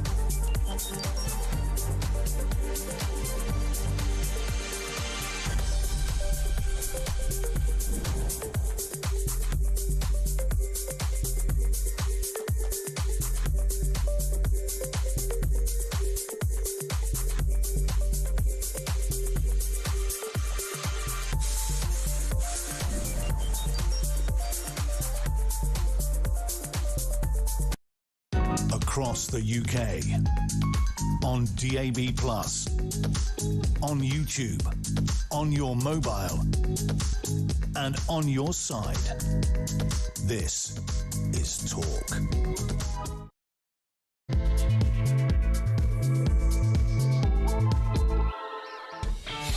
Good morning. 3 minutes after 8 o'clock. Welcome to the home of Common Sense. Friday, the 14th of August. Colin's in for Kyle for one more day. He's back on Monday. One story, of course, dominating the news agenda. And why would it not? A huge victory for Nigel Farage in the Clacton by-election. He's back. And it's sealed, and there is no doubt about it. What does that mean going forward? Your thoughts if you're in Clacton. And the continuation, of course, of the comments from Nigel and Reform that this was very much the people versus the establishment. What's your takeaway? Also, yesterday was the hottest day of the year. It's going to be hot today as well, by the way. The heat wave continues. Not all sun cream and seasides, of course. There were some fires across the UK, from woodlands to entire houses. The weather exacerbating the problem. Details to come. We also hear the weather could have been to blame for that terrible derailment in Lewes in Sussex. There were many people hurt in this too. Very seriously. Buckled railway tracks are being investigated as a possible cause behind this. And elsewhere, Reform UK have accused Vodafone of facilitating the invasion of Britain after it emerged that the company supplied free SIM cards that were given to channel migrants. There's no real surprise here. The telecoms giant gave 2,500 SIM cards, which contained loaded cards with 6 months of free data. Is this just a very nice, decent, wonderful, fluffy, charitable endeavour? Or is it the classic, well-worn thing of companies showcasing their virtuous credentials? I think I know where my money is. Lots to get through here. 0344 499 1000. You can drop us a voice note on that number as well. We're crossing live back to Clacton in just a couple of moments. We're right across this story. Samara Gill is there. We'll come to her in a moment. Firstly, Richard Tice, MP, Deputy Leader of Reform UK, joins us. Morning, Richard. Good morning to you, Ian. It's very bright, sunny and cheery, and there is a celebratory mood here in Clacton. An outstanding result for Nigel Farage. Given that all by-elections have much lower turnouts than a general election, to secure some 1,000 more votes than he got 2 years ago shows that the good constituents of Clacton have basically humiliated the establishment and the mainstream media. And you know what they've said? They've said, we want more Nigel, not less Nigel. And that's a remarkable thing. And 63.34%. I mean, we don't see those kind of numbers in majorities much anymore. It is huge. It's authenticated the very purpose that this was set up. The nearest rival, of course, was the fellow with the bin on his head, Count Binface, who wasn't really a candidate at all in the conventional sense. And, you know, we all know what happened. You know, it was a protest vote. I appreciate he stood against Burnham as well, but this became the sort of totemic place where disgruntled people who don't like Nigel Farage would go. What a wasted vote that is, but nonetheless, that is democracy. He hoovered up 9,500. Well, that's right. That is democracy. But also democracy generally involves turning up to the election. And the other main parties, Labour, the Tories, the Lib Dems, they didn't turn up. They bottled it like a bunch of cowardly chickens. And in so doing, they were greatly rude and discourteous to the Clacton constituents. And sure, not everyone's going to like a particular candidate, in this case Nigel, and they were left with having to vote for a bin. And I just think it is a grave discourtesy. What it actually shows is that all the other parties, they threw themselves in the bin, literally. And the idea that we could now have another by-election clearly would just look utterly ridiculous. And I think that the establishment needs to, frankly, take a long, hard look at itself. And look, there's a Parliamentary Standards Commissioner's investigation. At the end of the day, we're all innocent until proven guilty, supposedly, in this country. But the establishment seem to have presumed and prejudged that Nigel's guilty. I mean, Kemi Badenoch says she'll have a candidate in the second by-election. Well, how does she know there'll be a second by-election? There won't be, there shouldn't be. It's done. It's over. I wonder whether that committee, and Lord knows what they do over there in that committee in terms of the time and effort. I think you could have this thing done and dusted in about half an hour, frankly, but, you know, don't let that stand in the way. Don't let logic and common sense and procedure stand in the way of the parliamentary system. I mean, so this could be months, and what on earth are they going to be doing for those months? I think, actually, Richard, and I don't think this is necessarily the committee being generous to Nigel, I don't think it's going to come to another by-election. Whatever they decree, I don't sense that they will want the indignity, if nothing else, of seeing Nigel victorious for a third time in less than 3 years. Well, in my view, he is innocent, and they should decree that he is innocent of the charges for which he's being investigated. In the event that they decide otherwise, it's then for the committee to make a recommendation to the House as to how many days there may be a sanction. There's a lot of water to pass under that bridge. But frankly, I'm clear, Nigel's clear, his advisors are clear that he's abided by the rules, and we all just need to move on. We've got a great conference at the beginning of September. We're going to be announcing lots of brilliant policies in the run-up to that over the next couple of weeks and at that conference, and we're very excited. And we're starting to creep back up in the polls. The burn and bounce seems to be heading south fast as thousands more illegals cross the channel in ever bigger cargo ships, it seems. And, we've got a situation where killers of emergency workers are going to be released early because this Labour government is incapable of deporting foreign national offenders. There's about 10,000 of those. Incapable of building Nightingale prison places. All the policies that Zia put forward at the beginning of the week, and these are the ways that you can keep violent, bad people in jail. It's all logical stuff, but it does seem to, for whatever reason, we often use that phrase, the uni party. If you wanted to be more polite, OK, the Conservatives and Labour both have, frankly, blood on their hands on this one. These releases, these curious decisions that are made, where you'd imagine at least one grown-up in the room might say, perhaps we shouldn't do this. That doesn't seem to have happened. It's gone on and on and on. Just on that point, Richard, you're confident that a reform government, you've already made some robust predictions about what you would do with the channel. So on a story such as this, I'm assuming, I don't want to put words in your mouth, that none of these people that we're talking about, these horrendous criminals that have done the most awful and horrific things, none of these people would be released early under a reform administration. Correct. That's the whole point of our policy. And that's what Zia has clearly put forward. And it's doable. But you have to have a can-do, make things happen attitude from people who've got a successful track record in the world of business, getting stuff done. And I think that's what voters want. They're tired of waffly politicians. They want people of action, men and women of action, who are going to say, yeah, do you know what? It might be a bit tricky, might be a bit difficult. No one else might have done this before. But we can do it. We can make it happen. It's literally how it's how a nation, it's how the world and how the human race progress, by accepting challenges and finding ways around it. Just back to Clacton for a moment. Nigel didn't turn up for the count.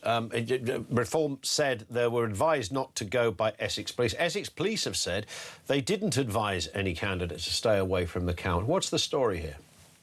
The real story is, despite the sort of he said, she said, the real story is that Nigel's security team are responsible for keeping him safe, secure and alive. And I say that obviously with the hesitancy of the horrors that we've seen in recent weeks.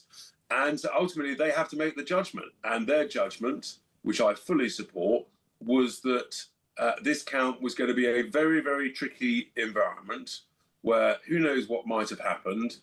And that the sensible thing to do for everybody, but in particular for their charge, Nigel Farage, was to keep Nigel away. And there's no one who loves to celebrate more and to engage with people than Nigel. So it's not a course of action that he chose lightly.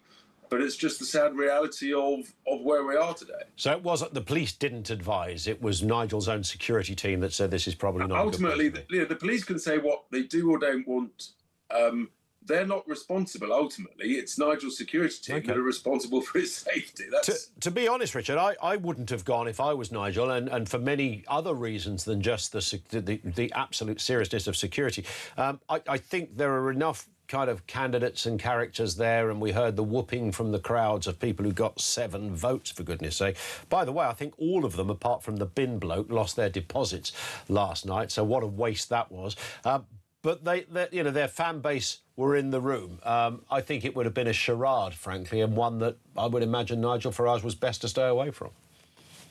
I think the thing about a charade, when there's lots of people like that, and people will it's impossible to know how things may play out in that sort of environment. People get a bit excited, and it's just the safer thing for everybody involved. And we respect democracy.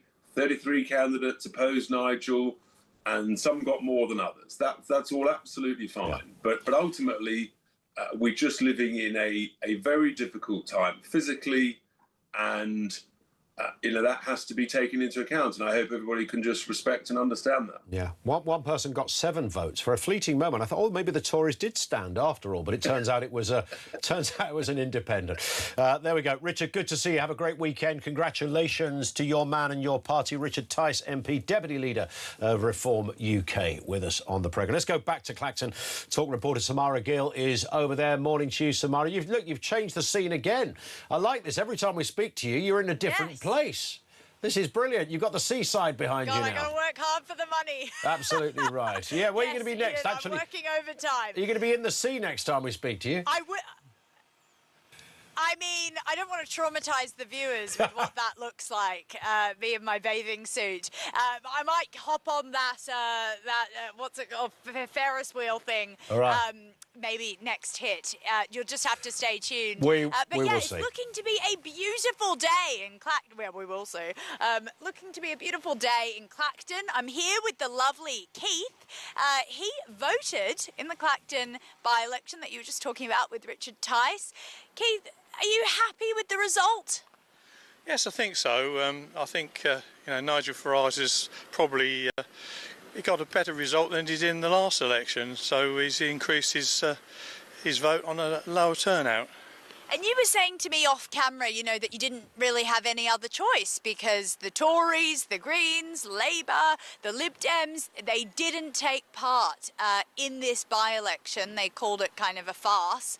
What would you say to that? Do you feel kind of disrespected by them, or do you think that this was kind of the only way it was going to happen? I think they were scared of the result, and so they all put their weight behind Binface. And although he did OK, he was miles behind Nigel, and so I think that just reflects if there's another election, which there could well be in the next few months, then maybe they might get egg on their faces again. Nigel's had this constituency for around 2 years. Do you see any improvements? Are you liking what Farage has done within this area? You say that he comes once every kind of fortnight, which you're kind of impressed by. Is Nigel good for Clacton? Is this just going to be a continuation of what's been going on?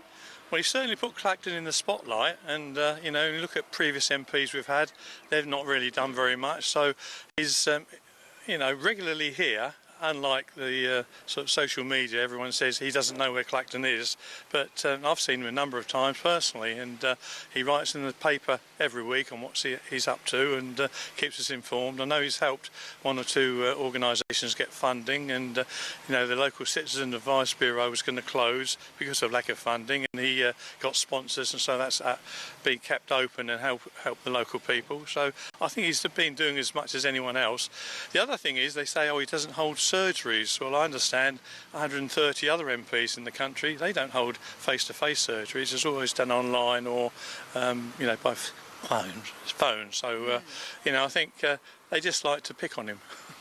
Now, Keith, I can't not ask you about this £5 million donation, which, of course, kind of started this by-election from taking place. Does it bother you? I mean, he claims to be man of the people. There was this £5 million donation that came out that wasn't declared. Was this a problem for you when you went to that ballot box and decided to vote? Not personally. I don't think, it really affects things. Other people get bungs. £5 million were given to the Labour Party by a Green campaigner who then got contracts. Dale Vince, that's right, yeah. And he got £124 million contract given by the government. So, if that's not buying votes, I don't know. But, it just seems to be the same thing with every party. They take donations from all over the place. And, I think the Lib Dems, with Ed Davey, he gets money from the asylum seeker hotel owners, and that's why he's always looking for safe and legal routes. We don't know exactly about that, but yeah, I mean, there have absolutely been articles and allegations and rumours. We can't substantiate that, but you're right. There is a lot of corruption in general that happens in politics. Do you think Nigel will be the next Prime Minister of the United Kingdom? No, I don't think so. And why is that? I think the establishment as such is so much against him that there's going to be ways to try and bring him down or stop him, or I think maybe he's got a chance, but I just don't think that luck is on his side for that. I think maybe things will happen that he's not able to do it. or he stands down. I don't know. There you go, Ian. That is another great insight from a Clacton reform voter. Keith there, thank you so much for giving us your thoughts on the show today. So yeah, it's very interesting. It doesn't seem like the donation is a big issue for people, and it seems that there is, some people think he's going to be the next Prime Minister, some people think that he hasn't got a chance and that the establishment will win against him. I guess time will tell, Ian. Samara, we're back with you again shortly. Lord knows where you'll be. Might be in a diving outfit at that stage. We'll wait and see. Snorkels at the ready. Samara Gill, talk reporter, who's there live in Clacton for us this morning. And just a couple of points I should clarify there, of course. From Nigel Farage's position, it wasn't a donation, it was a gift. Had it been a donation, therefore it would have been declarable. It wasn't declared because it was a gift. And that is the kind of grey area that we're in on this. Deebs in Red Hills says, I don't understand the difference between gifts for Keir Starmer, clothes, glasses, use of luxury apartments, etc., and £5 million. It was a gift. They all accept gifts in whatever form. It's the declaration that is the issue. You can accept a gift or a donation. Declaring it is the issue. It happens a lot, actually, where not to any huge level. Often somebody is late declaring the gift. So they're doing their, is it once a month they have to put in their paperwork and their expenses and stuff? Somebody's given them I don't know, a cinema ticket in their constituency. Oh, come and see Odyssey. There's a ticket for you and your wife. And you're meant to declare that. Of course, that should be declared. But you forget to declare it and you declare it on the next one. And that is essentially a breach of the rules and you'd be reprimanded for it. So it's all about the declaration. Nigel's point is that he didn't have to make a declaration because it wasn't a donation. It was a personal gift.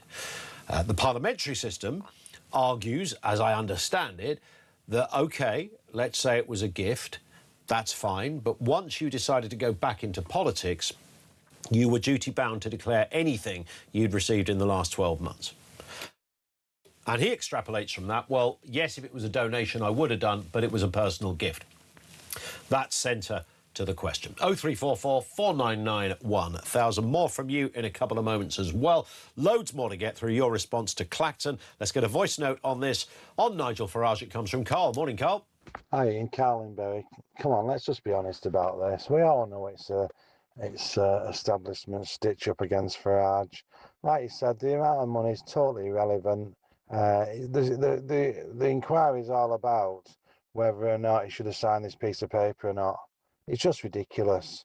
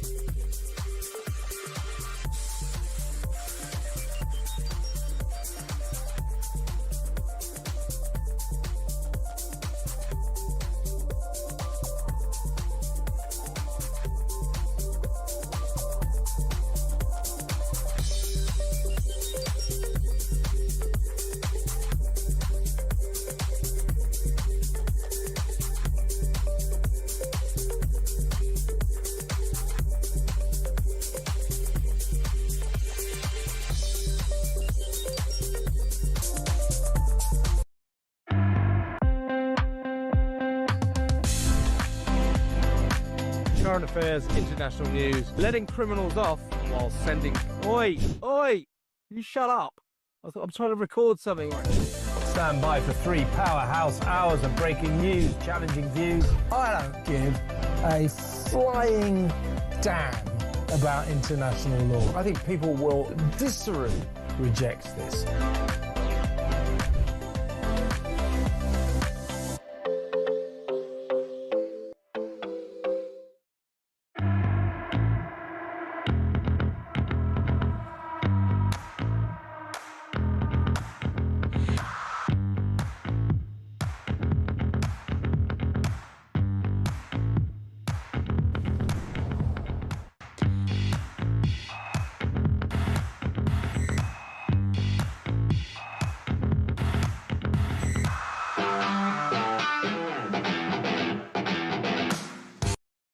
across the UK, on DAB+, on YouTube, on your mobile, and on your side.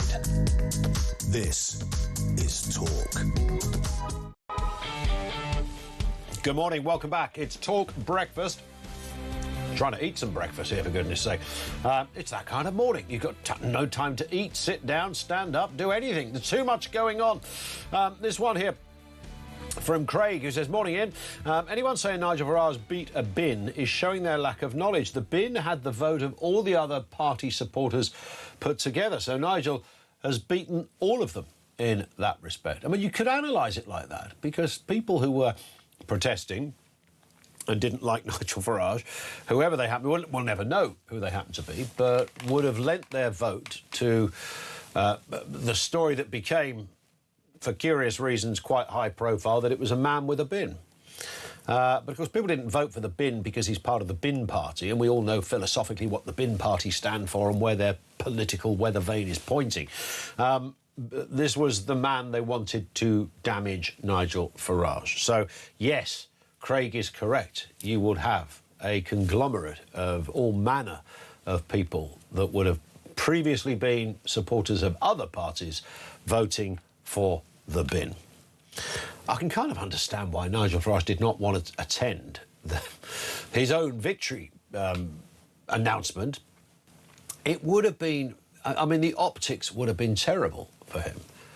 Because it wasn't just the bin, of course. Some of those independents were dressed up in wacky stuff. It looked like some kind of weird... I don't know if it was sort of like a cross between the Masked Singer and a 1980s fetish party. There was all sorts going on there. Would you want to be in a photo with that? Let's speak with Kevin Hollenreich, MP for Thirsk and Morton, chairman of the Conservative Party. Kevin, good morning to you. Good morning, Ian. I mean, a little bit of fairness to Nigel Farage here. Would you have turned up at a by-election if you had to be photographed with 30 oddballs? Probably not, but I wouldn't have put myself in this position in the first place, Ian. We should never forget that this election, this by-election, was about one thing and one thing only, and that's a £5 million donation gift, personal donation gift, landed in Nigel Farage's bank account. And as you were saying earlier, quite rightly, there are rules in Parliament about accepting any kind of monies, not least £5 million, and property declaration of those kind of monies. There was a process for that. The investigation was taking place. The Parliamentary Standards Commissioner was investigating whether Nigel Farage had broken the rules or not. Instead of subjecting himself to the same process as everybody else in Parliament, every other one of those 650 members of Parliament is overseen by that process. Instead of that, he decides to have this by-election. I mean, it has a hissy fit and call this fake by-election. That's what has happened. It's cost the taxpayer £250,000, and he'll still have to subject himself to those rules anyway. I don't know if he knew that when he decided to call this by-election. That's the reality. Nigel Farage is always, and you quite rightly, Ian, and I, myself and many other people want to see single-tier justice in this country, not two-tier justice. To have that, everyone's got to follow the rules. The rules must apply equally, and Nigel Farage has tried to avoid scrutiny and avoid the rules. That's what this is all about.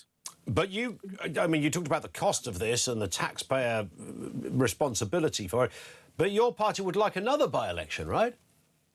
Well, it's not a case of whether we want one or not. The rules are set out. It could be the case that if the Parliamentary Standards Commissioner, if he concludes his investigation, as I think he may well do now, if he finds Nigel Farage guilty of an offence, the Committee on Standards, again, more members of Parliament and lay people, make a judgment on the seriousness of that offence. That could then lead to another by-election. That's a process that is followed. It's not one we can choose or avoid. Nor should we try. If there's another by-election, of course, a proper by-election, not a fake one at the choosing of Nigel Farage, of course, we would stand a candidate in that election. That's what will happen. But that's because the rules at that point in time will have been followed. This is all about Nigel Farage trying to avoid scrutiny over that £5 million personal donation gift, whatever else it is. But that's it wrong. isn't... You know what Parliament is like. You've been around there long enough. I know you've got your own investigation about breaching the parliamentary code. And I'm not making any judgment on that, and I'm not trying to be mischievous by raising it, but errors can be made, can't they? Errors can be made. I'm sure you will tell us that there was an error of judgment or some box wasn't ticked when it should have been. Errors can be made and they are clerical rather than conspiratorial. Well, I won't tell you anything about the investigation because I'm not allowed to talk to you about it, Ian. But I'll tell you this, I will subject myself to the process. I'm very happy to be judged by the same standards as everybody else. Now, this is what this is about in terms of Nigel Farage, is about £5 million, a personal gift, donation, wherever it was, and whether he followed that process. And those processes are not simply about ticking a box on a form. This is about conflicts of interest. And parliamentarians are required to disclose any interest they have, particularly one of £5 million. I think there's a lower threshold of £200 where you don't have to declare something that's given to you, but £5 million, clearly you do. Now, and I say, there are rules around it. There's an independent person, a Parliamentary Standards Commissioner, who I have great faith in, will make a fair decision and judgment based upon the facts. That's the process that's supposed to be followed. Nigel Farage has deliberately tried to avoid that process by calling this fake by-election. Those are the facts. Why are you allowed to talk about his investigation and not your investigation? Well, I'm not talking about the details of the investigation other than what's been publicly reported, of course, and I'm not allowed to do that either, nor is anybody else. So I apply the same rules to Nigel Farage I do to myself. As I said, you asked me about the investigation into me. I accept there is one, and I'll be held to account by that process, and whatever sanction I get from Parliament, I will absolutely comply with. Back to Clacton, it was a convincing victory. Whatever way it came around, it was unconventional, Kevin. It was a bit strange for some people. Lots argued it was totally unnecessary and a waste of money. But he's back. He's got an increase in his vote share and the amount of people that put their tick next to his name. That is significant, isn't it? Whatever, even if you don't buy into the establishment versus reform or Nigel thing, it's significant that whatever your party say, whatever Labour Party say about reform and that narrative that these aren't the real deal, people in their thousands are voting for them. And we saw it last night in Clacton. How do you articulate an argument against democracy? Well, I don't, but democracy must be observed by us all. And democracy also includes how we're held to account in Parliament. People elect us to Parliament, they expect there to be rules that we abide by. I don't think you could call this result in Clacton significant because it's not a true by-election. It's a fake by-election that was brought about by Nigel Farage, where all the It's still a by-election, though, isn't it? It might have been more authentic if you'd stood a candidate. Well, none of the major parties put forward a candidate, including Restore. Rupert Lowe decided not to put a candidate because he said it's a fake by-election too. So no serious political party sees this as a proper by-election. It is simply a mechanism for Nigel Farage to avoid the same scrutiny that applies to everybody else. But he doesn't avoid it because it now starts again, of course. So the Standards Committee investigation now picks up from where it left off. Well, that may well be the case. I don't know if Nigel Farage realised that at the time he had his hissy fit and call this election, or maybe he thought Parliament would just cave in the face of the great Nigel Farage in terms of him being judged by the people. That's not how the process works around conflicts of interest in Parliament. It's very important. Those conflicts of interest, you expect people, when they stand up and speak about anything, to be able to properly declare any conflicts of interest they have. You would expect that. I expect those rules are very, very clear. And indeed, in a previous occasion, in a previous Parliament, one of my colleagues was just not to have done that properly. And I was very keen to make sure that person was properly held to account. These rules must apply to everybody, whichever political colours you wear. Kevin, thank you for your time this morning. Enjoy your weekend. Kevin Hollenrake, MP, Conservative Party Chairman. Thank you to him. I can tell you that Kevin is being investigated over, it's not a money thing, it's over an alleged breach of Parliament's Code of Conduct. He's being investigated for allegedly lobbying the Parliamentary Commissioner for Standards over the independent officer's decision-making. So that's what we're dealing with there. Kevin said he couldn't talk about the detail, but did have quite a lot to say about the detail of Nigel Farage. Make of that whatever you will. This one in from... we've got so many here. From Peter. I'm happy this morning because the vile left are fuming at Nigel's win for a second time. We need a general election now. There might be one, you know. I know the world, or the country seems divided on will there not be a general election, but there's a sense to me that if Andy Burnham is going to pounce, then the next 6 months is his only opportunity to, if he thinks he can win, the next 6 months. After that, it's a downward spiral for Burnham, I promise you. Betty says, while I agree the by-election was a well-managed stunt, interesting note, he got just under the same amount of votes as Andy Pandy, the mayor in the UK. You mean in the Makerfield by-election, I guess? Yes, yes, absolutely right. Reform leader got 22,239. In 2024, Nigel got 21,225. Andy Burnham got 24,927. So we're in the same ballpark of people. And if somebody wants to say it's not an authentic election, if you want to talk about by-elections that are worthy of a bit of a discussion, then none will come higher up the list than Makerfield, given how it happened and why it happened. That, to me, will be the biggest by-election story for the rest of time. Not this one in Clacton. The one in Clacton was a simple win for Nigel Farage. Doesn't matter whether you hate him or not. Doesn't matter whether you liked the fact that he called one or not. Doesn't matter whether you're annoyed about the waste of money. I think the Andy Burnham by-election is by far worthy of more scrutiny. Let's take a brief pause and get a voice note before we do. It comes from Ian. Morning, Ian. Hi, Ian. It's Ian from East Grinstead. Talking about the committee reporting on the 5 million for Farage. I mean, they're going to spin that out for as long as they can, simply because it keeps it in the public eye. And apart from anything, I think, as other people have said, it's going to be, they're going to find him guilty irrelevant of the actual facts, because of look at the makeup of the panel.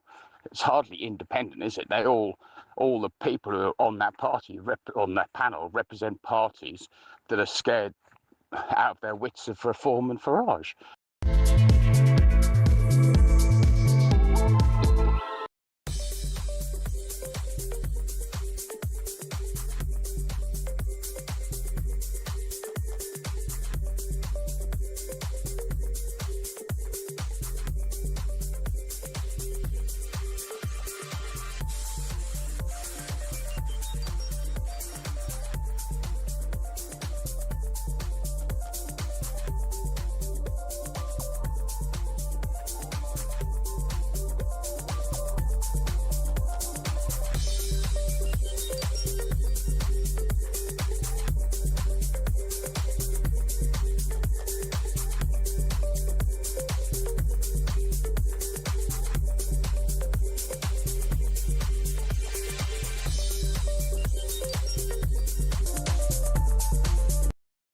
Across the UK, on DAB+, on YouTube, on your mobile, and on your side.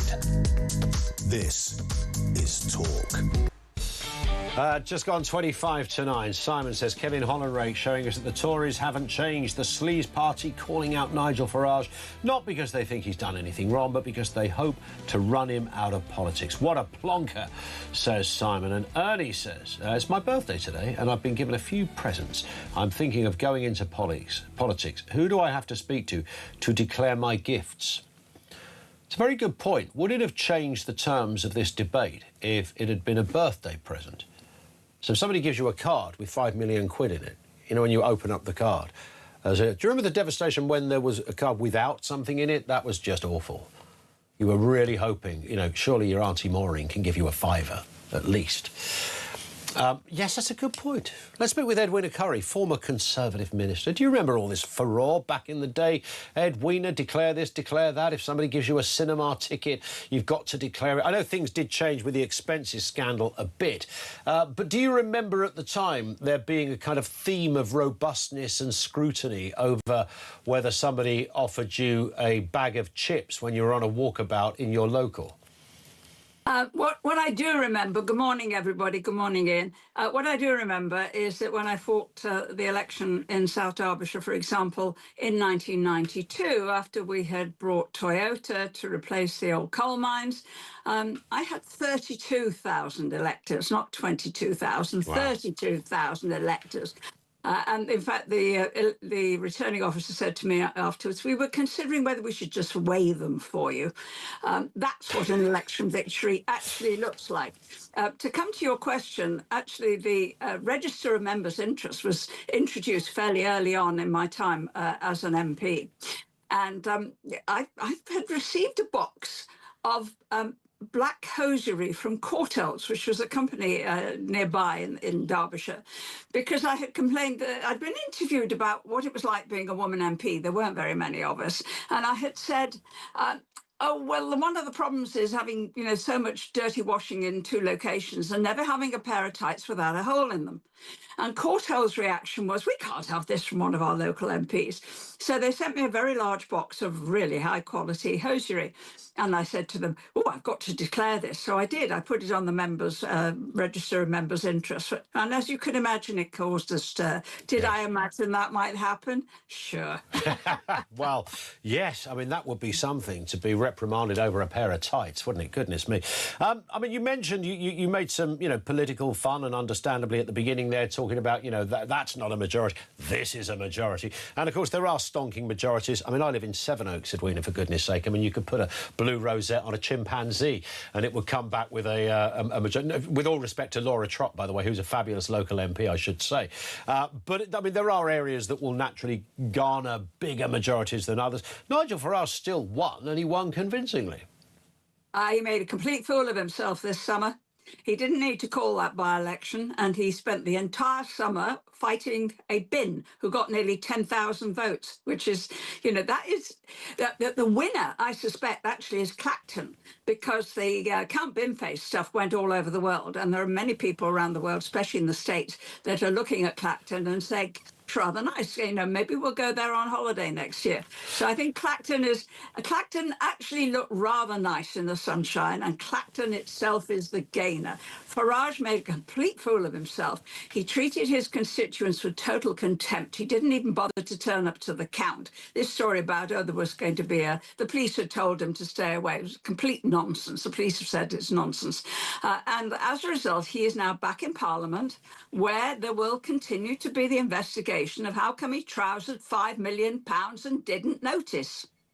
Well, it's a gift, isn't it? I mean, we were saying just before the news, you get birthday gifts. I mean, you don't necessarily think, oh, down the road I'm going to become an MP, so I better declare my gift. That's the distinction. Oh, well, there were just a couple of days in between getting the gift and actually deciding he was going to be an MP again. I mean, it's all complete rubbish. He decided to hide a donation, a political donation of £5 million, and there were others as well, so that he didn't have to answer the kind of questions that he's having to answer now. Nobody gives a donation of £5 million without having some very good reasons and expecting something in return. And the question is, was the money dodgy? I mean, the bank actually reported it to the National Fraud Agency. But that's normal for those kind of fees, right? I mean, you put a transaction through, then it will be flagged. You would have thought that Nigel Farage, who has had banking problems before, if I remember rightly, that he would have been alert to this. The money went Well, he was debanked, wasn't he? He was told he couldn't bank because they didn't like the cut of his jib. The money went to fund his party. And you're talking about not just this £5 million, but many, many millions more. It comes from some kind of very dodgy back. I mean, the obvious question. Well, it comes from a rich guy, Edwina. There's a rich man likes Nigel Farage. Let's say he thought, OK, Nigel's dropping out of politics. I want him to stand. Ian, the real worry here is that the money is coming from some outside malefactor that wishes this country ill and is relying on the idiocy of people supporting Nigel. They're not all idiots. Many of them were Tories once, and I hope that they may sometime be Tories again. But the worry is that the money is coming from some kind of outside malefactor, like, the Russians or somebody like that, somebody that wants this country in a mess and wants us to hate each other. That's the real worry. Is the real worry, though, for your party? Are you still a Conservative, I should ask, Edwina? I mean, I assume you are. I am the president of High Peak Conservative Association. I don't speak on their behalf. I'm very proud that they've asked me to do that for most of the last 10 years. Is there a worry for the Tory party? Actually, the moment we get back into Parliament and Kemi is doing Prime Minister's questions every week, she is going to be brilliant again. If you look at the polls, what you are finding is that actually this summer has been a disaster for reform. They've gone down slowly in the polls. Andy Burnham's Labour Party, as you would expect with a new face, has had a little bit of a bounce.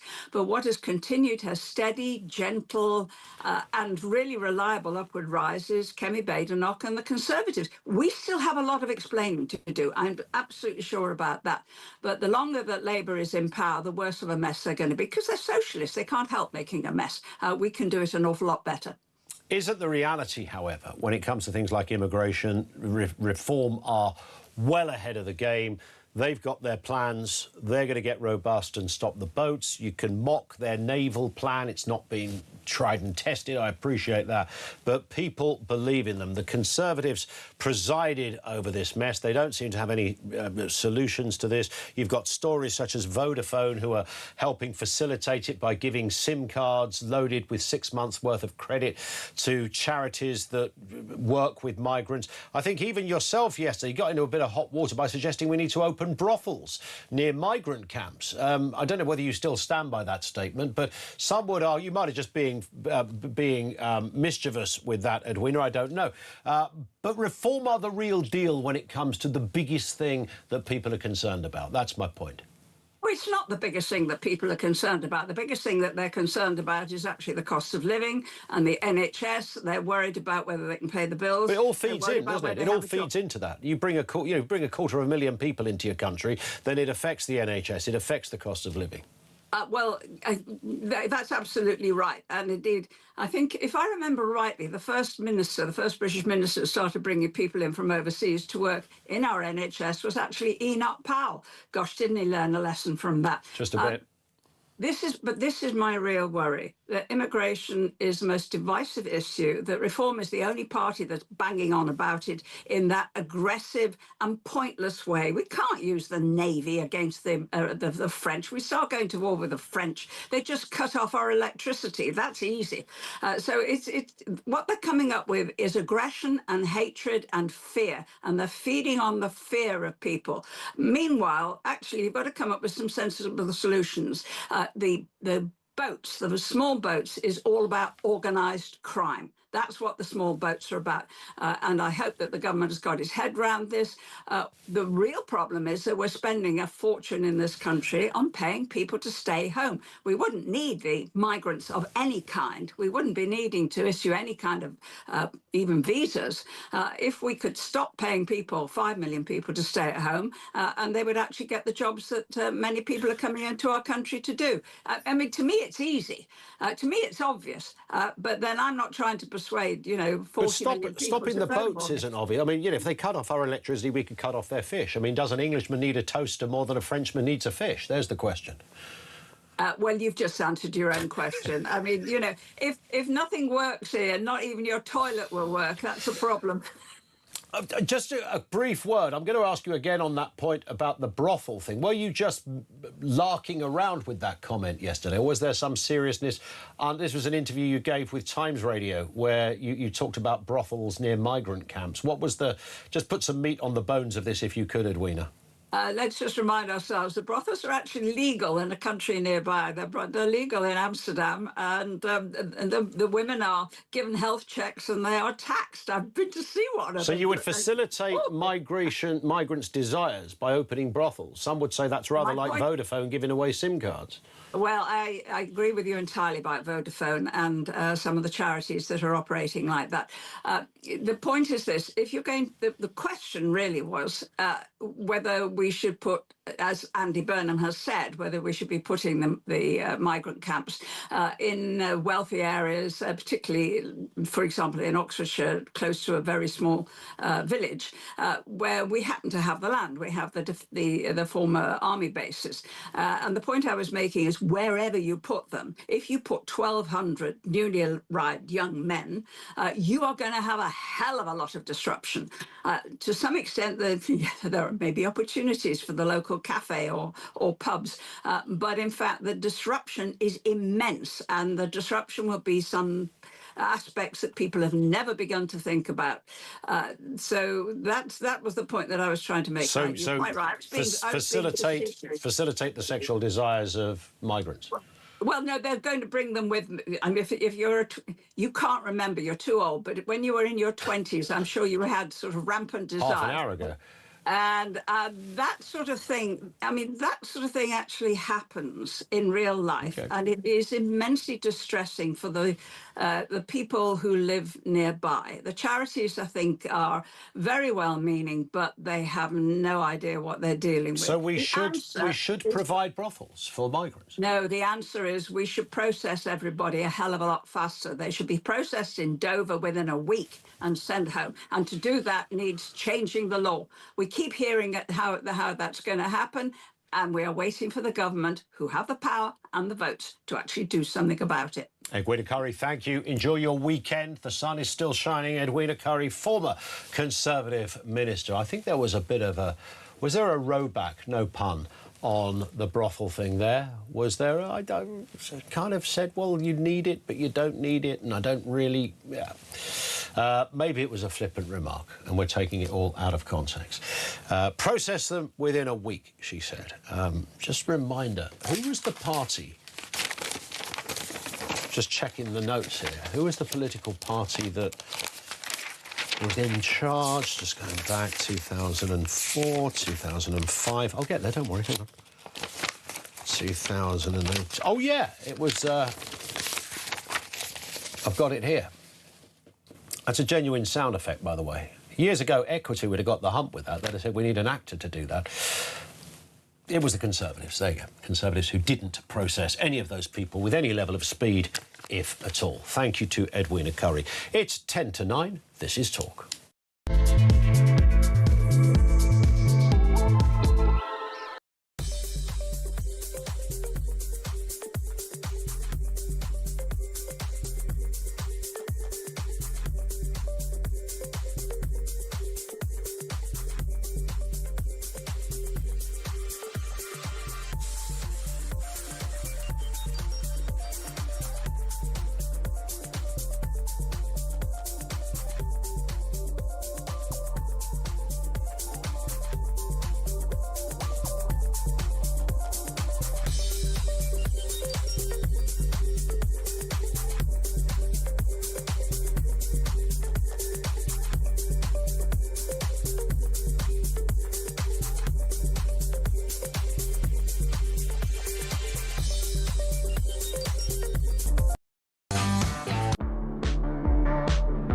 Let's get to the calls now. And Kevin is in Basingstoke. Morning, Kevin. Hey. Kevin, what do you think of this cycling conversation? Well, you know what I'm going to do? I'm going to... disagree with me. Yeah. I mean, there's far more accidents caused by cars than bikes.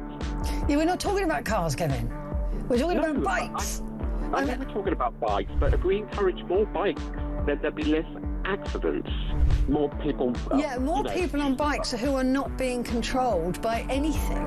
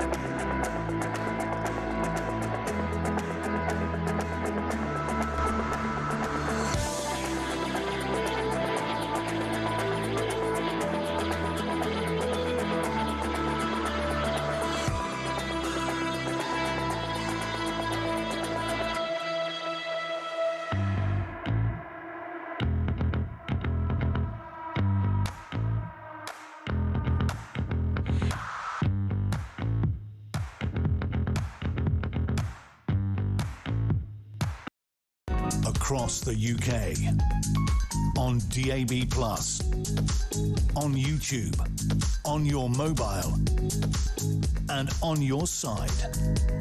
This is Talk. Good morning, welcome back. It's coming up on 5 to 9. It is Talk Breakfast. We'll get some sports news in just a second. First, let's get a call. This is Gary in Canterbury. Morning, Gary. Morning, Ian. How you doing this morning? Yeah, good, thanks. Yeah, fire away. What do you like to say? Yeah, look, I was actually on the ground in Clacton yesterday. I was doing canvassing, and I spoke to so many people. I think I did about 1,800 steps right the way along. I tell you what, there is so much love. 1,800 or 18,000?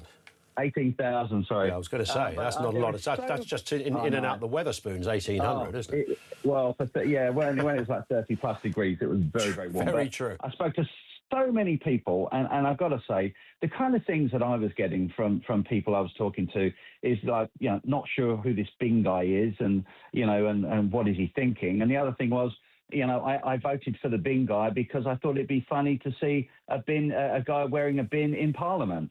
And it was like a joke vote, I suppose you'd call it. But, I came across people who say, look, I don't normally vote, but today I'm going to vote for reform. People are saying I've never voted before until now. And people saying that, look, we've got some serious problems in the UK, and I can't see anyone else who can change the course of it apart from reform. And so I think that, people know that he cares. And I had to disagree with Edwina before. I mean, he's not treating his constituents with disrespect or anything because, they know he's under threat. They know he's got to be in a lot of different places. And quite honestly, I think all the people I spoke to yesterday were very complimentary in so many different ways. And do you know what, Gary? I think you'd probably agree with this. Even if it wasn't specifically Nigel Farage, it is the thirst for fundamental change, right? And that isn't just about channel migrants. It's about the whole kind of common sense agenda, looking after your country domestically ahead of other considerations. It's that. And we haven't got another... In the absence of anyone else doing that and flying with that narrative, that's the reason why Reform are doing well. Love them or hate them, whatever you think of Nigel Farage, they are offering something completely different. 20 seconds, Gary.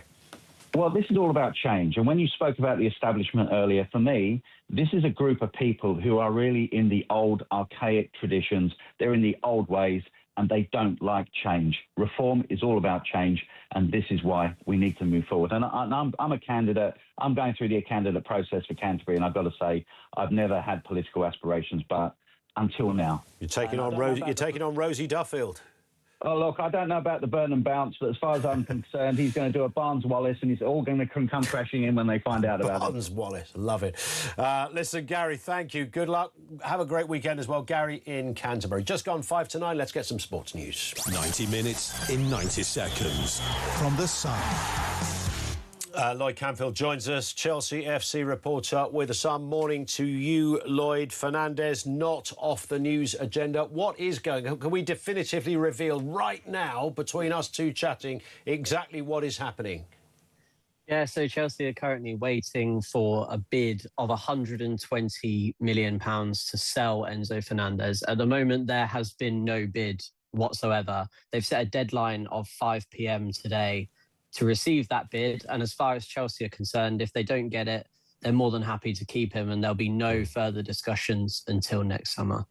I would take a punt. I know Fernandes is the great dividing character at Stamford Bridge, but I would take a punt that City are not going to offer 120 million quid. Does that sound about right to you? Yeah, I can't really see a world in which someone pays 120 million pounds for him, given that he's run down a few years on his contract at Stamford Bridge. And also, I don't even think you couldn't say, hey, City, look at last season, and there's the evidence. I mean, he has moments of brilliance. Nobody disputes that, but he has moments where he might as well not turn up, and we know that as well. Yeah, he's a great player. He's just not necessarily a £120 million player, and he's a bit older than he was when Chelsea paid so much money for him, but Chelsea even overpaid at the time. So I can't see them paying up the money. I'd be shocked if they did, but as a fan, I'd also be quite pleased if they paid that much for him as well. Yeah. Just a very final word, Lloyd. Not that this was on our agenda to talk about, but Infantino is still the boss of FIFA the last time I looked. Has that story now gone away? Are we just running with the fact that whilst every European club and anyone with a brain thinks this man should walk the plank, there's too many other clubs out there, and countries rather, that actually have the very opposite view? Yeah, I think he's got a strong backing from a lot of countries and nations that ultimately depend on the finances that he can give or take away from them. So until that fact changes, they're probably still going to back him. We will see. Listen, Lloyd, great to have you with us as ever. Thank you. Lloyd Camfield, Chelsea FC reporter at The Sun. Cracking next hour on the way. Stand by for that, particularly your calls and comments. Edwina Currie has got a few people fired up this morning as well after that show. I always enjoy talking with Edwina Currie. It's never dull. It's often a little bit all over the place, but she's always up for a chinwag.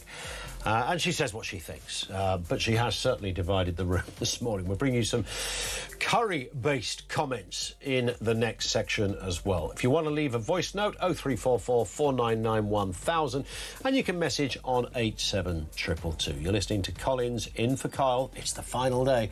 Let's get the news on Talk. It's 9 o'clock.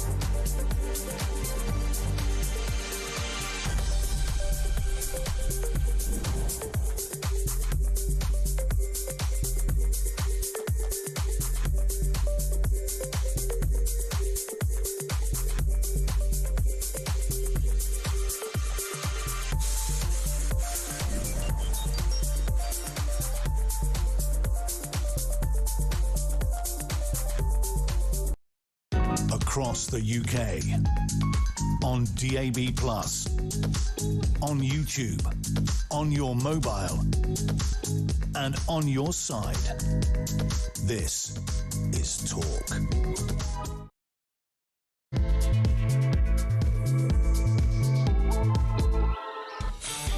It is Talk. Yeah, good morning. Welcome back. 3 minutes after 9 o'clock. Man alive, there's so much to get through here. It is a bit of a day.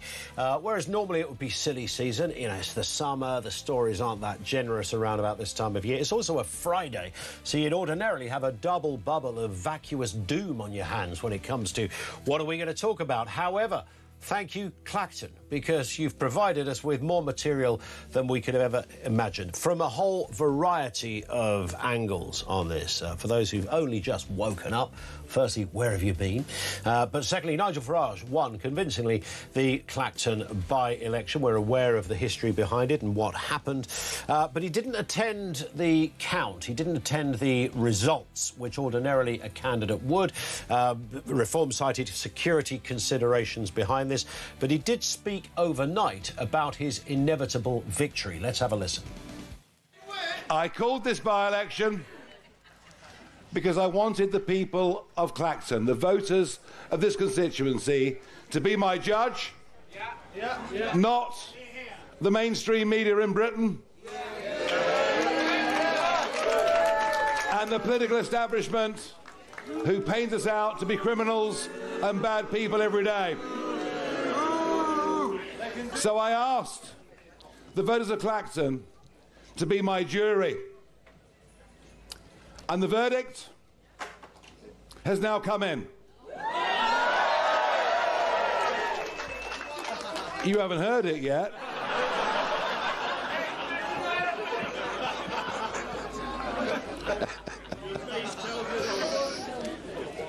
And the verdict is in, and it is a convincing, overwhelming win with more votes.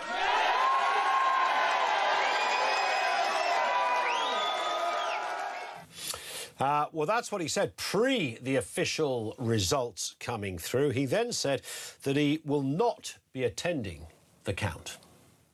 I've been advised tonight by Essex Police that there is an organised campaign to disrupt and degrade the result that will take place in a few hours' time.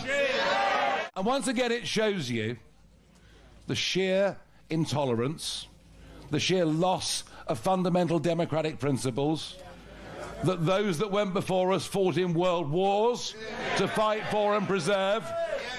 I regret to say, and by the way, I'm not scared of these people, far from it, but I'm damned if I'm going to stand on a stage having won a resounding victory, a ringing endorsement of all that I've tried to fight for and you try to fight for, and be demeaned and humiliated by nobodies, and I will not, sadly, be attending the count.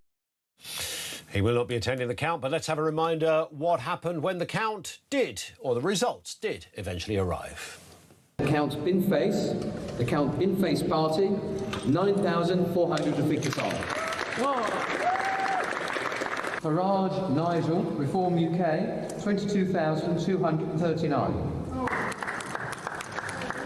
And I therefore do hereby declare that Nigel Farage is duly elected as the Member of Parliament for the Clacton constituency at this election. With 22,000 votes plus, and a massive majority as well in terms of the percentage share. We'll talk to Baroness Claire Fox in a couple of moments on this very point, maybe a couple of other things as well. First, Samara Gill has been joining us throughout the course of the entire show this morning. Down there in Clacton, I did say to you, Samara, this is such a great shot. If only you could see it yourself. Each time we spoke to you, you've been in a different place. And I said to you last time, as you were standing near the beach, where are you going to be when we speak next? In the sea? And man alive, you don't disappoint. You're in the sea.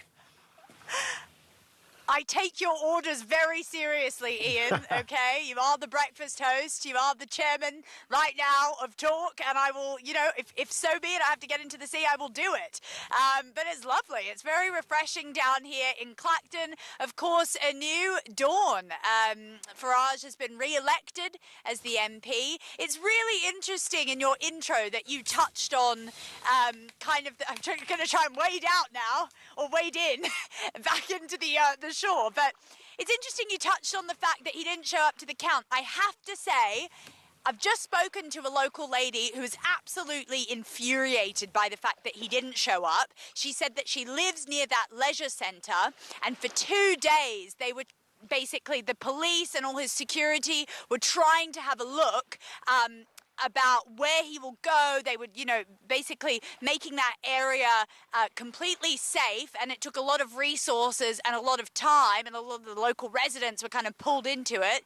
She was infuriated that he then didn't show up. Now, I understand that his security team said that there was a threat. Essex police have actually come up against that and said there wasn't, but even the Reform voters that I talked to are not happy that he didn't show up to that count. I think a lot of these people are principled people who just want to see their vote being reacted to by the MP that they have put back into power. So I actually think it was a big misstep of Farage not to do that. And we know that he was meant to make a speech at 10:30 today. I now see a lot of confused and bewildered journalists walking around the town because they were waiting for that speech, and they were waiting to try and get a word into him, a bit of interrogation over what some call a sham election, what others call a two-fingered salute to the establishment. So he's not going to do that 10:30 a.m. speech anymore. And a lot of the voters are feeling a little disaffected, but some are feeling very happy. Some are jumping in the water right next to me, going on their walks and enjoying life in Farage land. The way we've cut the shot at the moment looks as if you're waist deep right now into the sea. You've actually got your feet in there. I should just tell you that, there's always these stories about British beaches being polluted, and apparently one report says that includes Clacton. Don't be surprised if you come out without any toes, although I do... Yeah, I think one of my legs has disintegrated, Ian. That's right. Never mind. She went with two, came back with one. Yes, Nigel will sort that out for you. I wouldn't read too much into that, because they often say this, and usually beaches are packed and rammed with without any misadventure or particular issues around one's health. So I think you're in safe territory. Is there a sense there? I know it's still early morning, 9:10. It's a summer's morning. The sun is shining. It's going to be a stonking day in Clacton. You said there, the various people you've spoken to, is there on balance a sense of relief, jubilation, celebration, disappointment? What is it? That's a really good question, Ian. I think that there's just a sort of hum of normalcy back into Clacton. I think that they've been barraged by journalists the past couple of weeks. A lot of people have said to me that they've had over 7 Reform UK flyers put through their door, and a load of money was spent on canvassing, in their view. So I think they're kind of happy that normalcy's been reinstated, those who did vote for Reform. I know that I have spoken actually to about 2 people that were not happy about Farage, not happy about the fact that he has used council and taxpayers' money in order to host this by-election, which is pretty much staked on his reputation. And so I think the feeling is mixed, but the people of Clacton, honestly, they're so friendly, down to earth and nice. I think that I think in general people are just happy that Nigel's back in. Obviously he won by an astounding majority, but it's not exactly sort of, the king has arrived levels of jubilation here. And I do think as well that the fact that he's kind of not visible, we'll see if he's around the town today, might just show the people that what they voted for was him coming kind of back in and him restoring his reputation, and less about Clacton itself. And I think that will be the test, Ian. I think so too. And Samara, on that point, enjoy the rest of your swim. Watch out for some boats that might appear behind you. That's all I can say at this stage. Thank you, Samara Gill, talk reporter, live from Clacton. She's literally in the sea. Fantastic work from Samara. Let's speak with Baroness Claire Fox, who's not in the sea, as far as I can tell. Claire, good morning to you. Good morning, Ian. Nice to have you with us. Look, it was. I think there's a certain element of relief, isn't there, for the people of Clacton that this thing is over. Nigel Farage will be glad it's over. They're back on track. It's whatever way people slice it. I've spoken to the Tories this morning. They've got the hump about it. Edwina Currie thought it was a sham. She would say that, wouldn't she? Etc. The bottom line is, it was a by-election. He won, and he won convincingly. Indeed, I think that. A number of lessons can be learned from this, though. I do think that the fact that none of the mainstream parties stood does show, as I know previous guests have said, a certain degree of contempt for the voters of Clacton.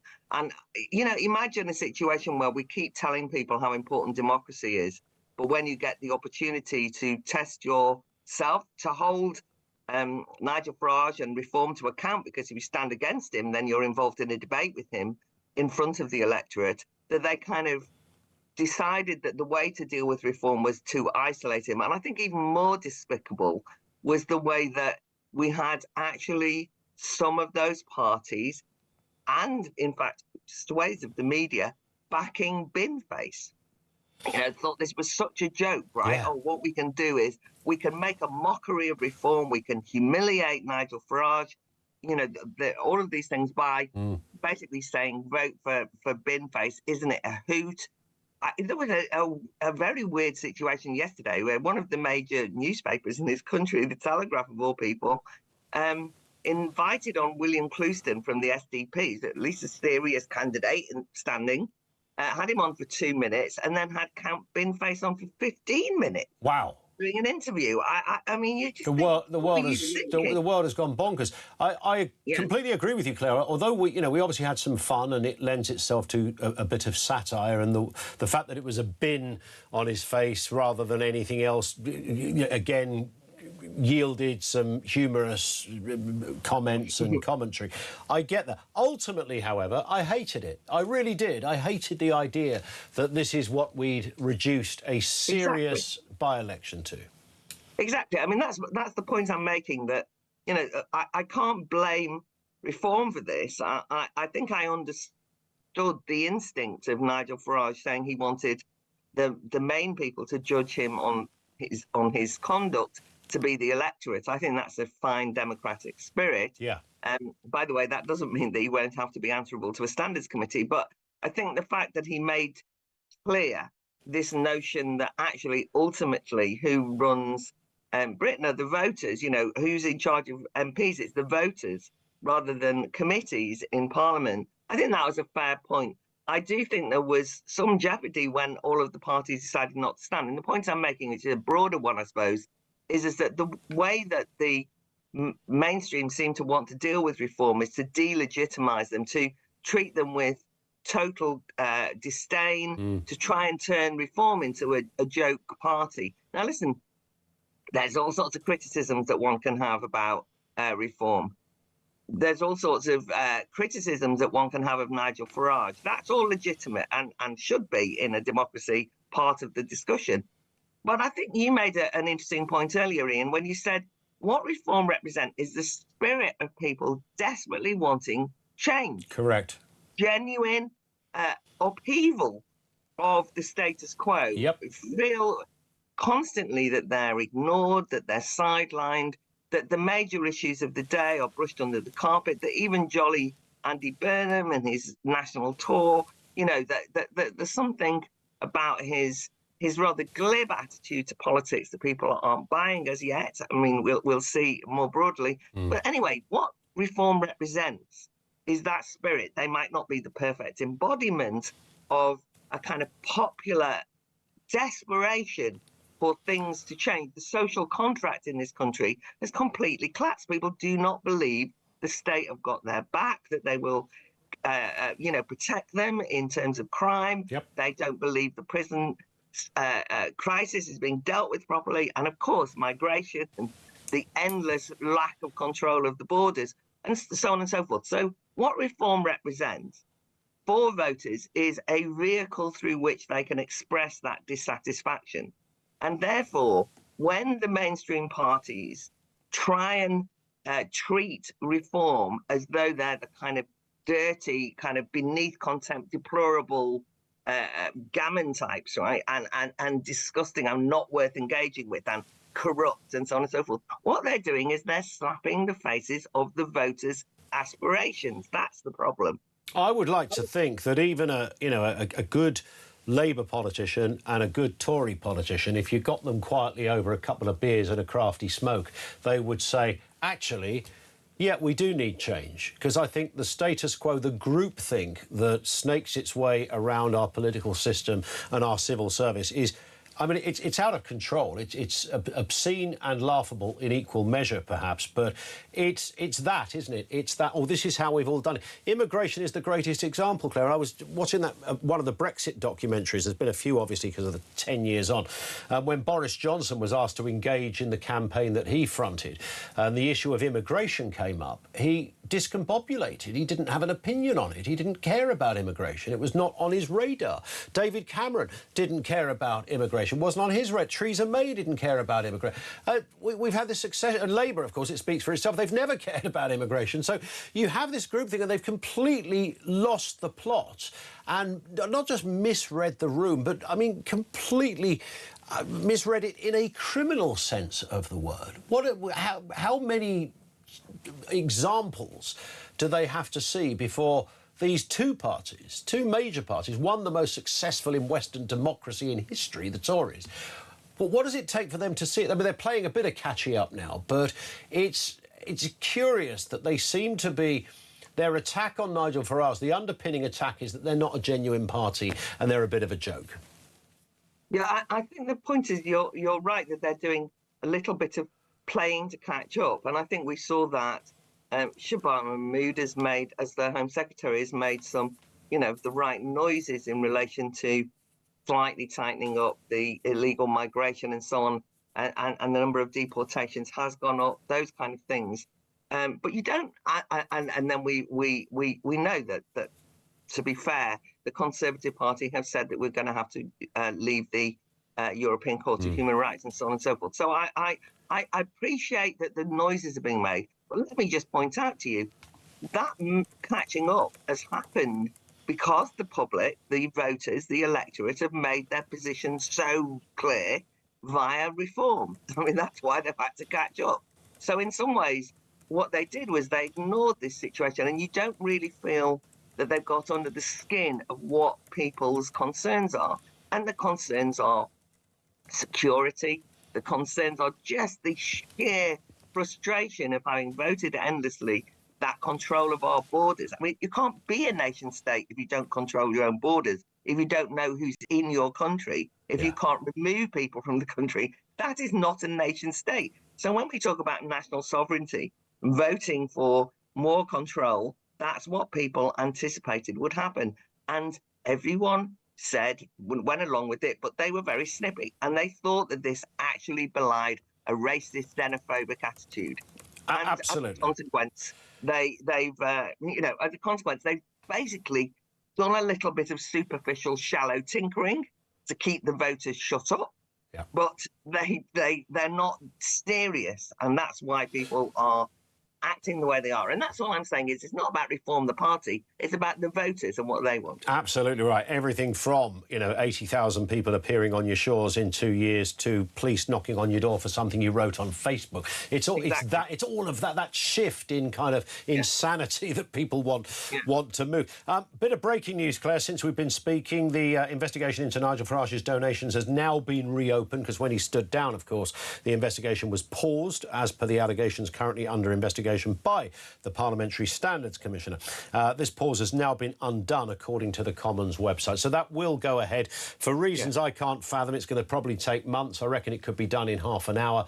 But don't let expediency be part of a conversation when it comes to parliamentary procedure. No, I mean, I'm in Parliament too, and of course there are rules, but one can't but feel that a huge amount of political energy is going into this. And in terms of priorities, I wish that the energy would go elsewhere. Yeah. I thought it was, just following on from our previous conversation, I thought it was amusing that Andy Burnham thought the way that we should deal with the situation of asylum seekers being dumped in the northwest and northern towns and places that have not got much money to dump them in places that are wealthier, as though that, talk about missing the point. Yes. Now imagine if the same energy that's being put into kind of getting Farage was put into, for example, resolving the prison crisis, or for example, working out exactly what you're going to do in terms of getting out of the refugee convention that means that we have to treat everybody who steps foot on the soil of the UK as though they've got a legitimate asylum claim. All of these things are somehow, we haven't got time for that, but we've got a huge amount of energy for investigating Farage's financial situation. It is again, and which does feed back to exactly where we began this conversation about the sort of upside down, insane world we found ourselves living in. Common sense has gone out of the window, but it's plentiful in your neck of the woods, Claire, and thank goodness for that. Great to have you on with us, Baroness Claire Fox, independent peer and director at the Academy of Ideas. Thank you to Claire. More comment from you. Let's get a voice note on Nigel Farage. This comes from Sarah. Morning, Sarah. Morning, Ian. I felt compelled to leave you another voice note after listening to that Kevin Hollandrake. For goodness sake, does he honestly think that speaking like that, speaking like a little child, that he's going to win back some votes for the Conservative Party? I don't think so. He needs to grow up and he needs to come, out with some actual points that the Conservative Party are going to be looking at, not spend his whole interview with you slagging off Nigel Farage. What an idiot.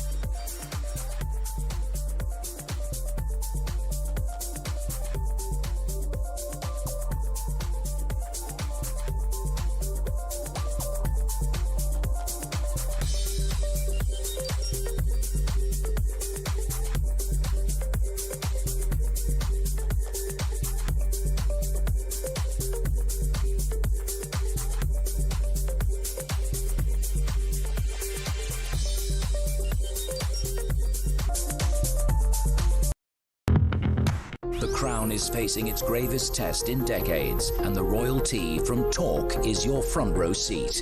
With royal reputations under pressure and probing questions about public trust, we unpack every twist and revelation with the biggest names in the business.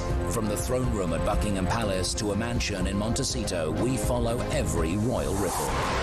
Never miss a moment of The Crown in crisis. Subscribe to the royalty from Talk on the app or wherever you get your podcasts.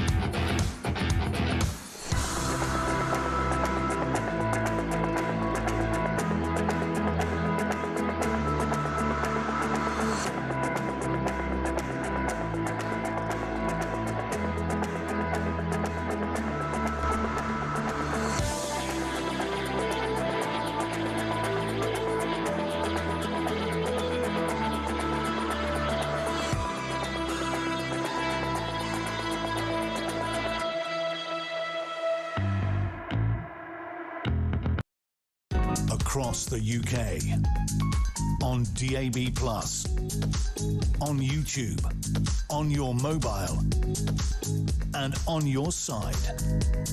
This is Talk. 9:25. Yeah, good morning. Welcome back. Home of Common Sense. Lots to get through. The final half an hour of me sitting in for Jeremy Carr. It's been a cracking couple of weeks, I have to say. Thank you to amazing engagement from our audience. There's a good reason why listeners to Jeremy's show has gone up 25% from this time last year. And that is, well, I say this all the time. There's very few radio stations because that is literally thanks to you. That's thanks to everybody who engages on voice notes, on text, who phones in and treats the Common Sense platform in the correct manner by articulating basic common sense, the way people are thinking, the way you're thinking. So on behalf of Jezza and his team, who've been fantastic, even Christian managed to pull in a shift this week, which was fantastic. And Sam and Mark and all the others. It's been, Neha even did her bit, Shalapay, well, she legged it off ill one day, but we'll let that slide. Everybody's been brilliant. It's been fantastic, and what a great privilege it always is when I fill in on breakfast. I love it. Lots to get through. More comment coming from you. Of course, the big story is the result in Clacton last night. Lord Robert Hayward is with us, Tory peer, pollster and political analyst. You're wearing a number of hats there, Robert, and good morning to you, by the way. Good morning. I wonder whether you're able to park the first bit, Tory peer, and concentrate on the analyst bit, or are they inseparable when it comes to a reform by-election result? Well, I hope they're not integrated completely, and I hope that's the reason you have me on. Absolutely right. Is because I can separate the two. In terms of last night, I mean, it was curious. We all agree it was curious the way this came around, and people have their own views of what Mr Farage did to facilitate this or make this by-election happen. But happen it did. It was a bit weird. There was a bloke with a bin on his head who managed to garner 10,000 votes. He was a bit of a protest, sort of totemic figure for a collection, I would imagine, of different voters. But nonetheless, smaller turnout than 2024. Nigel Farage won it. He won it convincingly with more votes than he got the last time around. I mean, that's congratulations all round, isn't it? It's congratulations to him. As far as I was concerned, I expressed the view to a number of journalists that Nigel Farage's vote had to start with a 2, and it clearly does. It starts well above 20,000, and therefore there is no question that he's achieved what he perceives to be his end. What was interesting, and I went down to Clacton, I've got here a whole series of leaflets from different candidates, not a full set, unfortunately. That would have been worth something, Robert, apparently. Absolutely, and that's my disappointment, is that I met a number of the candidates, I talked to different people. But one of the groups that was quite interesting, which hasn't been touched on much, is that there were a number of people, and I can't guesstimate how many, but as well as the Faragist supporters, there were people who said they didn't want a joke MP for the next 2-3 years in the run-up to a general election. So people who actually are not Farage supporters, but were going to vote for him because they wanted a credible MP from Clacton in the Houses of Parliament. So, but overall, no question, he's achieved his end. But the point you made in terms of breaking news, that the inquiry starts again immediately, although I have to assume it will start at the point he takes the oath again, rather than as of this very moment. Yes, I would imagine so. But nothing has changed. He is returned as an MP and the inquiry continues. Can you shine any light on why these inquiries take so blinking long? I mean, you'd think something like this, it's a matter of, you know, I received this at this date, I should have said that at that date, or I shouldn't have said that. You might think, and a reasonably intelligent, objective onlooker might say, Robert, that would take you about half an hour to work out. No, there are two issues here. One is you have to listen to all sides and look at the rules. So it is going to take you a while. No question about that. It is not just half an hour. It takes a period. But having said that, I was laughing because the number of times in the periods that I've been both an MP and now as a member of the House of Lords, I've found myself thinking, why on earth is this dragging on and on and on? And I can't answer that question. But I am surrounded at my dining table at the moment, other than the laptop screen on which I'm talking to you, with papers that I'm working on through the summer recess. And many of them are things that have taken months, if not years, to try and tackle. It's a curious system, the parliamentary system. It is like turning an oil tanker around, even for some of what you might think are the simplest of decisions. But this is where we're at. If it turns out that the committee deem Mr Farage did break the rules and therefore should be kicked out of Parliament, I have a funny instinctive feeling they're not going to conclude in that way. Certainly not the last bit. But if they did, that would mean another by-election, of course. I mean, that sounds to most people like a spectacular waste of money. Yes, potentially it would. There are many people who take the view that this has been a waste of taxpayers' money, that it would have been better to spend 250,000, 300,000, giving it to people who are destitute or whatever it may happen to be. And there's no question that that's on Nigel Farage's head, not anybody else's. But yes, you're right, that the process would be that the Commissioner makes a report, then there is a judgment, a recommendation, and then there is what happens if an MP is banned for certain circumstances, then you can have a petition. And we've had petitions in a number of different constituencies at different times. And if it crosses the threshold of 10% of the voters in that constituency saying they want a recall by-election, that is what happened, and it's somewhere relatively near to Clacton. It happened in Peterborough a few years ago. Just a final point, and this I'm asking you with your Conservative hat on this time, Robert. Nigel Farage and that kind of, you know, it's me versus the establishment. I mean, people will have their own views on that. I kind of know what he means. Whether you give it any credit is another matter. But the one thing he has done is stuck a scare up the trouser leg of the Tory party and the Labour Party, for that matter. Would you acknowledge that? And can the Conservatives do anything to usurp it? I think I disagree with you on that, and that is that if one looks at the opinion polls at the moment, over the last 6-8 months, Reform have actually dropped roughly 6 to 7% in the opinion polls. At the same time, the Tories have risen 2 to 3%. Reform is still ahead of the Conservatives, but whereas if you go back to last September, they were ahead by roughly 14%, the margin now is somewhere around 4%.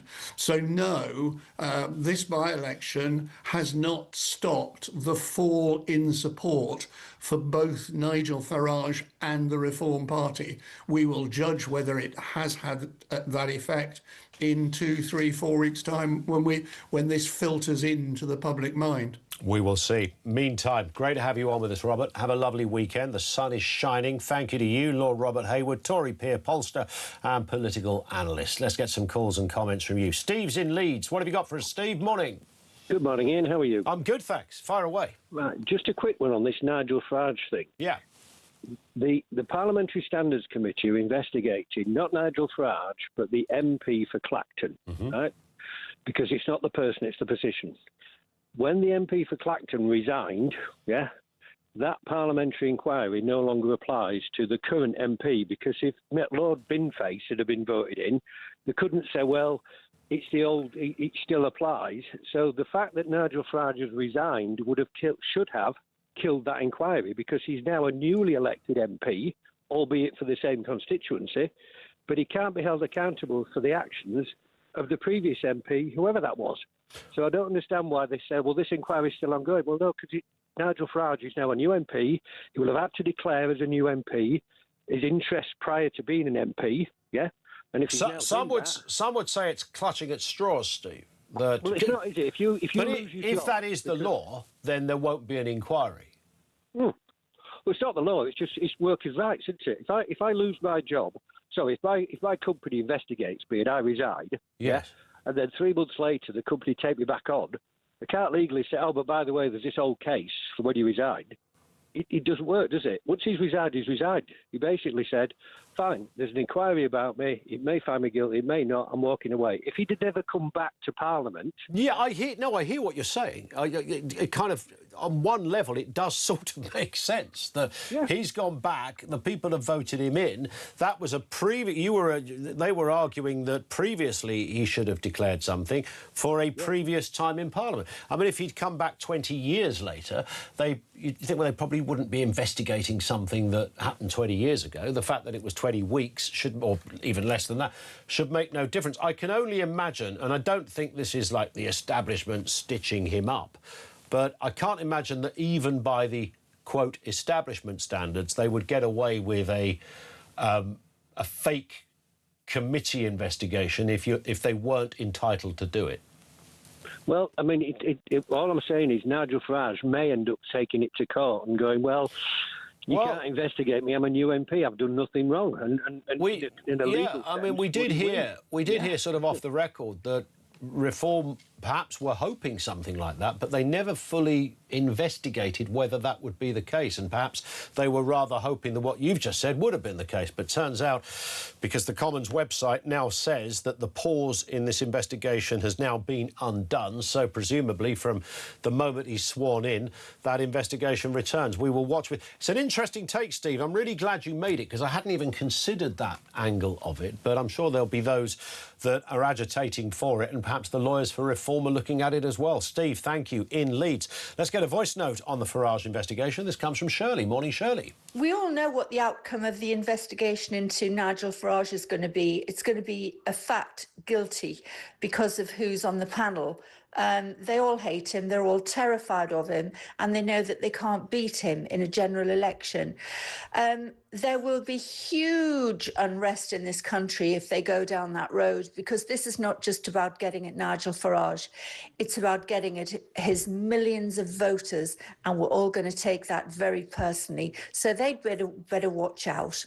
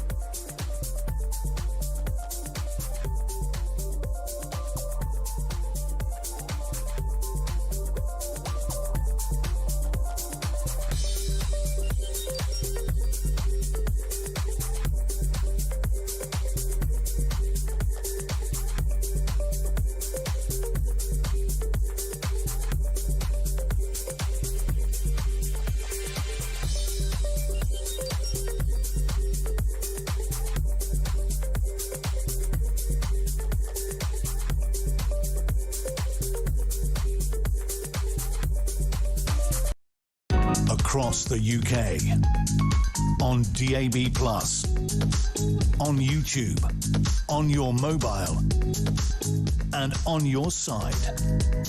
This is Talk.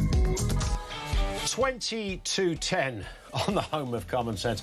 Lee says, morning in. Oh my God, are these people thick? Edwina Currie saying we should set up brothels for illegal migrants. So is the British taxpayer going to start paying for that as well? We're trying to deter these criminals from entering the country illegally, not promote it. The country's gone mad.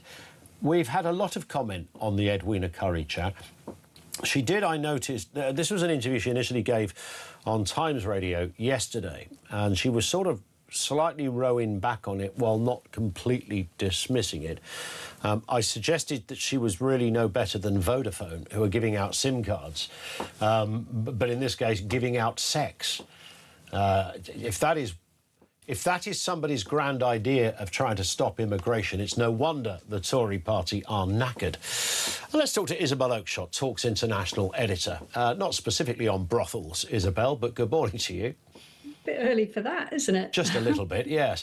I mean, a lot to talk about, isn't there? There is a lot to talk about, of course, and you know, it's interesting speaking to mostly Conservatives this morning. Edwina Currie had a right old pop saying, in South Derbyshire, whatever her constituency was, I got a 32,000 majority. That's a majority. Farage only got a 22,000. Well, 22,000 is way above the average majority, way above. It's also more than he got last time. I think we can convincingly call that an authentic and a way above average win. It was a stunning result for Nigel and the left, and I'm just going to, for the sake of this morning, include the Tories in that this morning, are just absolutely furious that their predictions that this would be a complete and utter farce didn't come off, that Farage would be in some way completely humiliated by the whole process didn't come off, and that actually he's been returned with more support than he had before. People probably don't perhaps understand how difficult it is to get voters to turn out in by-elections generally, and in particular in a by-election which is not caused by, let's say, well, in fact, it's hard to think of any by-elections where it's easy to get a high turnout. So, particularly when it's 32 degrees. Yeah, quite. People do have better things to do, like maybe be on the beach. Yep. So the turnout was actually really, really solid under the circumstances. And it is, by measures that Reform privately set itself and didn't want to shout about, a fantastic outcome. And I think there's just a lot of sour faces this morning because it didn't work. As far as the opposition are concerned, the opposition to Reform, I mean, their grand hope that this would be a summer of farcical scenes with Nigel being followed round by a bunch of bins just didn't happen. They keep trying to say that he spent the summer fighting a bin, but he didn't spend the summer fighting a bin at all. I haven't seen a single piece of footage where Nigel Farage is arguing with a bin. I actually privately had some concerns that it might descend into a complete and utter circus, and the entirety of Clacton would be full of people going around dressed as bins. You know, there would be bins everywhere he went. He'd find it impossible to actually campaign. That actually didn't happen. No, it didn't. It surprised me. I was expecting at least one photo moment of Nigel standing next to Count Binface. And even that never happened. I mean, Count Binface himself, maybe he's a nice man underneath that bin who decided not to play those games. But, I mean, he could have very easily, on a walkabout, sort of approached Nigel and sort of photo-bombed a picture. But that never happened either.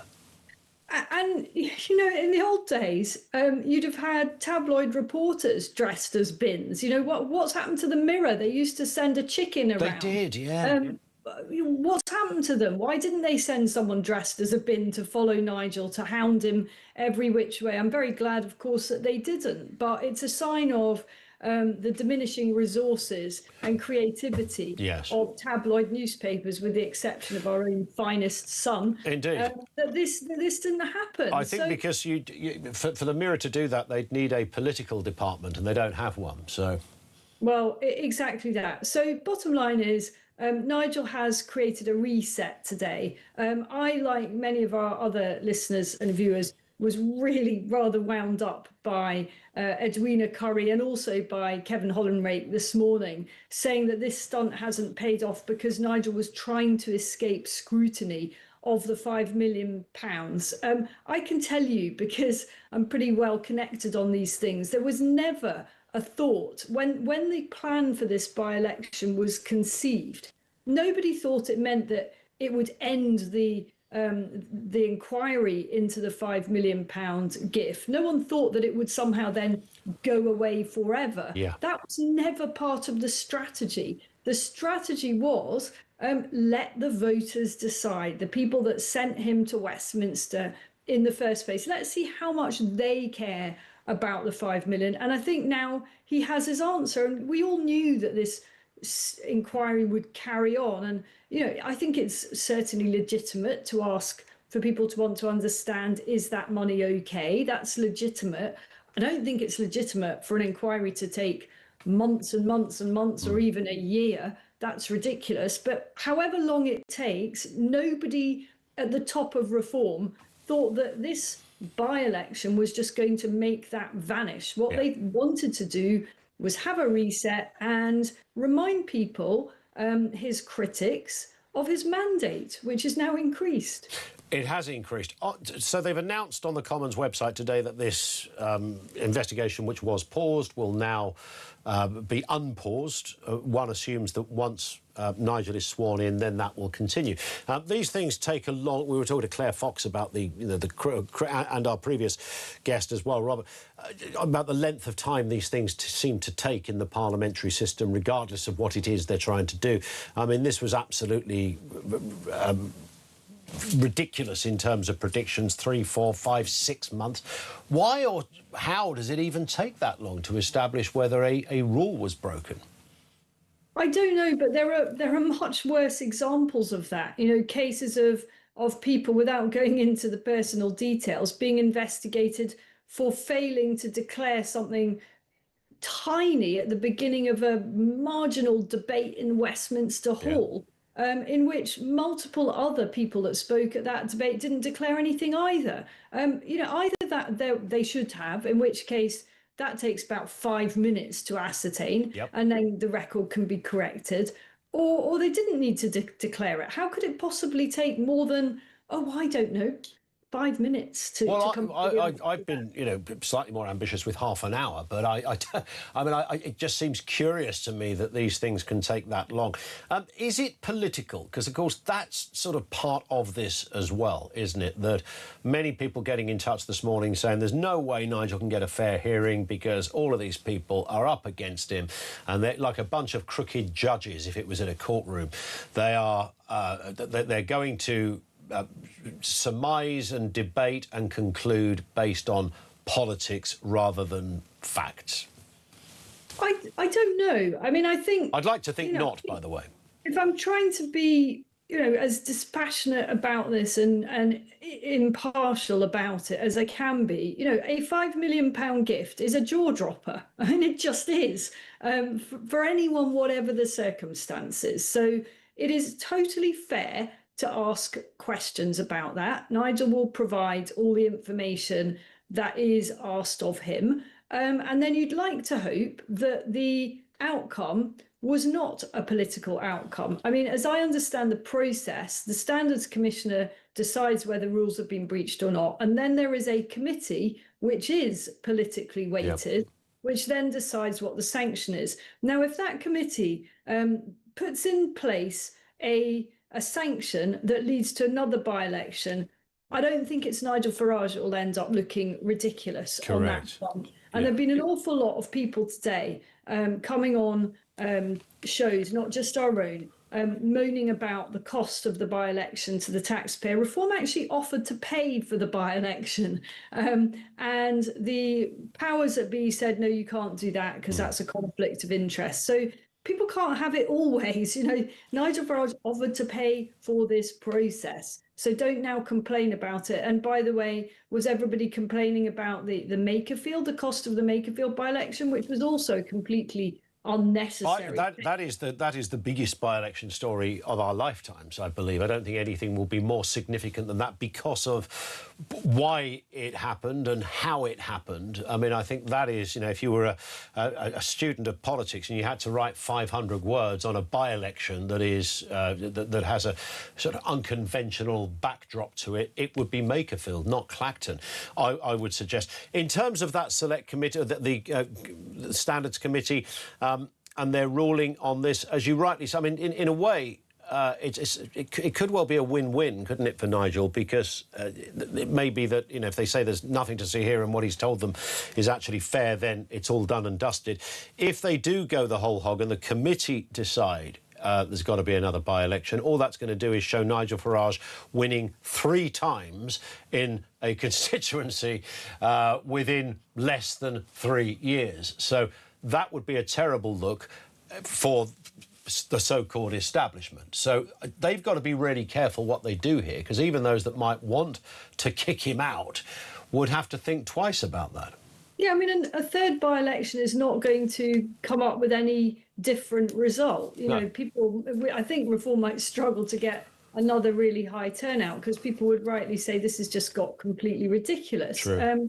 But he'll still win it, you know, even if the entirety of all the other political parties actually put up proper candidates, Nigel Farage would still win that. I think it's obvious. So why go through this circus? What happens is this ultimately ends up playing into the hands of reform. And yeah, the fundamental problems, the reasons that people are voting reform or want to vote reform are, as you were talking about earlier, with a number of your other guests, it is that people are crying out for something different, for more creative and radical solutions. And I don't think listening to Kevin Hollinrake and Edwina Currie this morning will have made them think, oh, I know what it is we're missing here. Yeah, that's what I got wrong. I've been wondering what it is I'm missing. It's got to be the Tories. You know, we had 14 years of that, and gosh, now how do we miss them? No. How do we miss them, indeed. Isabel, thank you,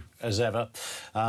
Have a lovely weekend, by the way, in the sunshine. Enjoy the rest of your time out. Isabel Oakeshott, Talk's international editor. Comment from you. Dave in Aberdeen says, morning, Ian. Regarding Edwina Currie criticising Farage, didn't she have an affair she didn't declare, and wasn't she responsible for the decimation of the egg industry? And wasn't it also the Tories who failed massively to end illegal immigration, as well as bringing thousands of legal migrants here as well? Yes, on all of those things, Dave. Although I don't think you have to declare having an affair, do you, to be fair? I mean, you might want to. You could put that on your list if you were brave enough, claiming for a T-shirt, some running shoes, 3 Mars bars and a hotel suite in Southend. I don't know how you'd write that little sound effect in brackets. Maybe you could give it a go.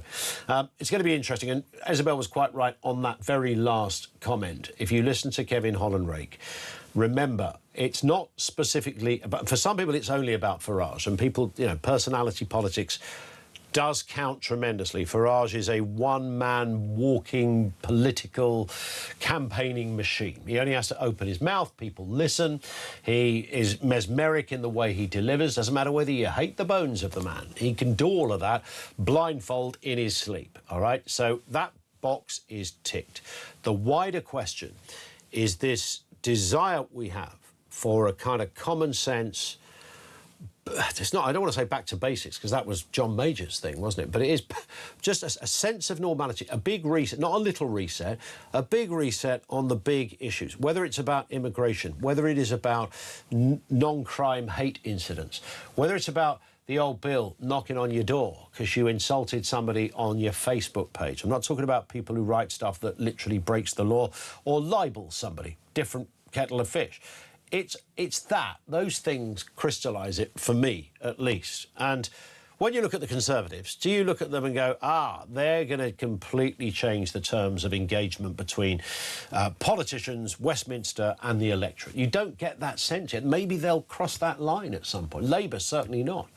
0344 499 1000. We're going to talk to Alex Phillips in a few moments as well, find out what's going on her show right here on Talk.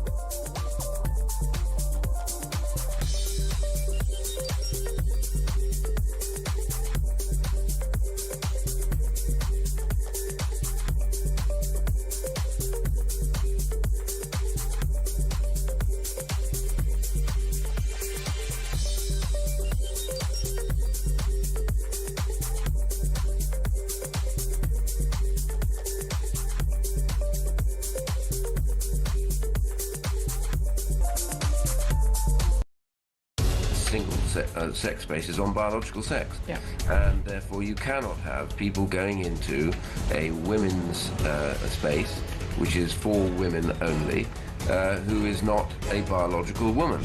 I was wondering whether that interview was conducted on April Fool's Day, because I think it was a new low in in the sort of... A new low for low? A new low for low, because, I mean, just the absurdity of not being able to ask a very basic question about the monarch of our country. Across the UK, on DAB+, on YouTube, on your mobile, and on your side. This is Talk. It is indeed Talk. It's 5 to 10. Great comments, and it's been... this comes from me in Glasgow. It says, great 2 weeks on The Breakfast Show. Have a fantastic, well-earned holiday. Looking forward to seeing you back in the afternoons the following week. Yeah, I've got a week off after this, and me and Alex Phillips are going to Skegness. Love a bit of Butlins, don't we, Alex? We do. I could really do with a lovely sort of full English holiday, actually. Yes, Wouldn't that's it be right. charming and delightful? Do they still do all that? Because they used to do... Because I worked on the holiday camps when I left school. Yeah, for a bit. Well, only for a season at Pontins, like a summer job. I can see that. They used to do all that kind of lovely legs competition and Miss Pontins, Miss Wouldn't have that Hemsby, anymore. as it were. I'm sure it's all gone woke these days. You wouldn't be allowed Although I to don't do think that. Skegness is exactly the headquarters of wokery. A lot of great legs in Skegness. Are there? Yes. I bet there's some good fish and chip shops. I've never been to Skeggy, I don't think. Skeggy was great. I remember it as a kid. I burnt my bum on a helter-skelter. They used to be dangerous, didn't they? I think they still are. I think they probably still are. So they weren't designed back in health and safety times, and some of them still exist. They're big, sort of huge fiberglass. Did they not give you like a little mat? Yeah, you meant to the mat, but if the mat falls off your feet, then you go down on your backside. It's you versus metal with bolts in it. Me screaming down. As I got to the other end, crying my eyes out. Well, I want to know. I was only 20. Who's been? Did Samara go on the Farage Ferris wheel? That's what I think she did. I think she did. She was in the water. She had a paddle in the sea at Clacton. She's been everywhere this morning. I saw her this morning, which actually is going to be top of my programme, but she looks like she's living her best life by the seaside. Absolutely, yes. Isn't she think just? we will find that Samara moves to Clacton after this. I think so. I think that's it. It's been interesting seeing people try to dilute a result, isn't it? It's quite funny when you... So first they were diluting the authenticity of the by-election. All right, people can have their own opinions on that, that's fine. But a by-election, it was fair, it was. Anybody could stand. 31 of them stood. 29 lost their deposits, by the way. Binface held on to his just because collectively he was all those other parties put together. But it was a win. All right, Nigel Farage won a by-election. Yeah. That's it. With actually more votes than previously. More votes, yeah. So, I mean, look, whether you liked the by-election or not, and they've, of course, just reopened the investigation, they were always going to. They couldn't wait to trip over themselves to start saying that that was taking place. The thing is, if it comes to pass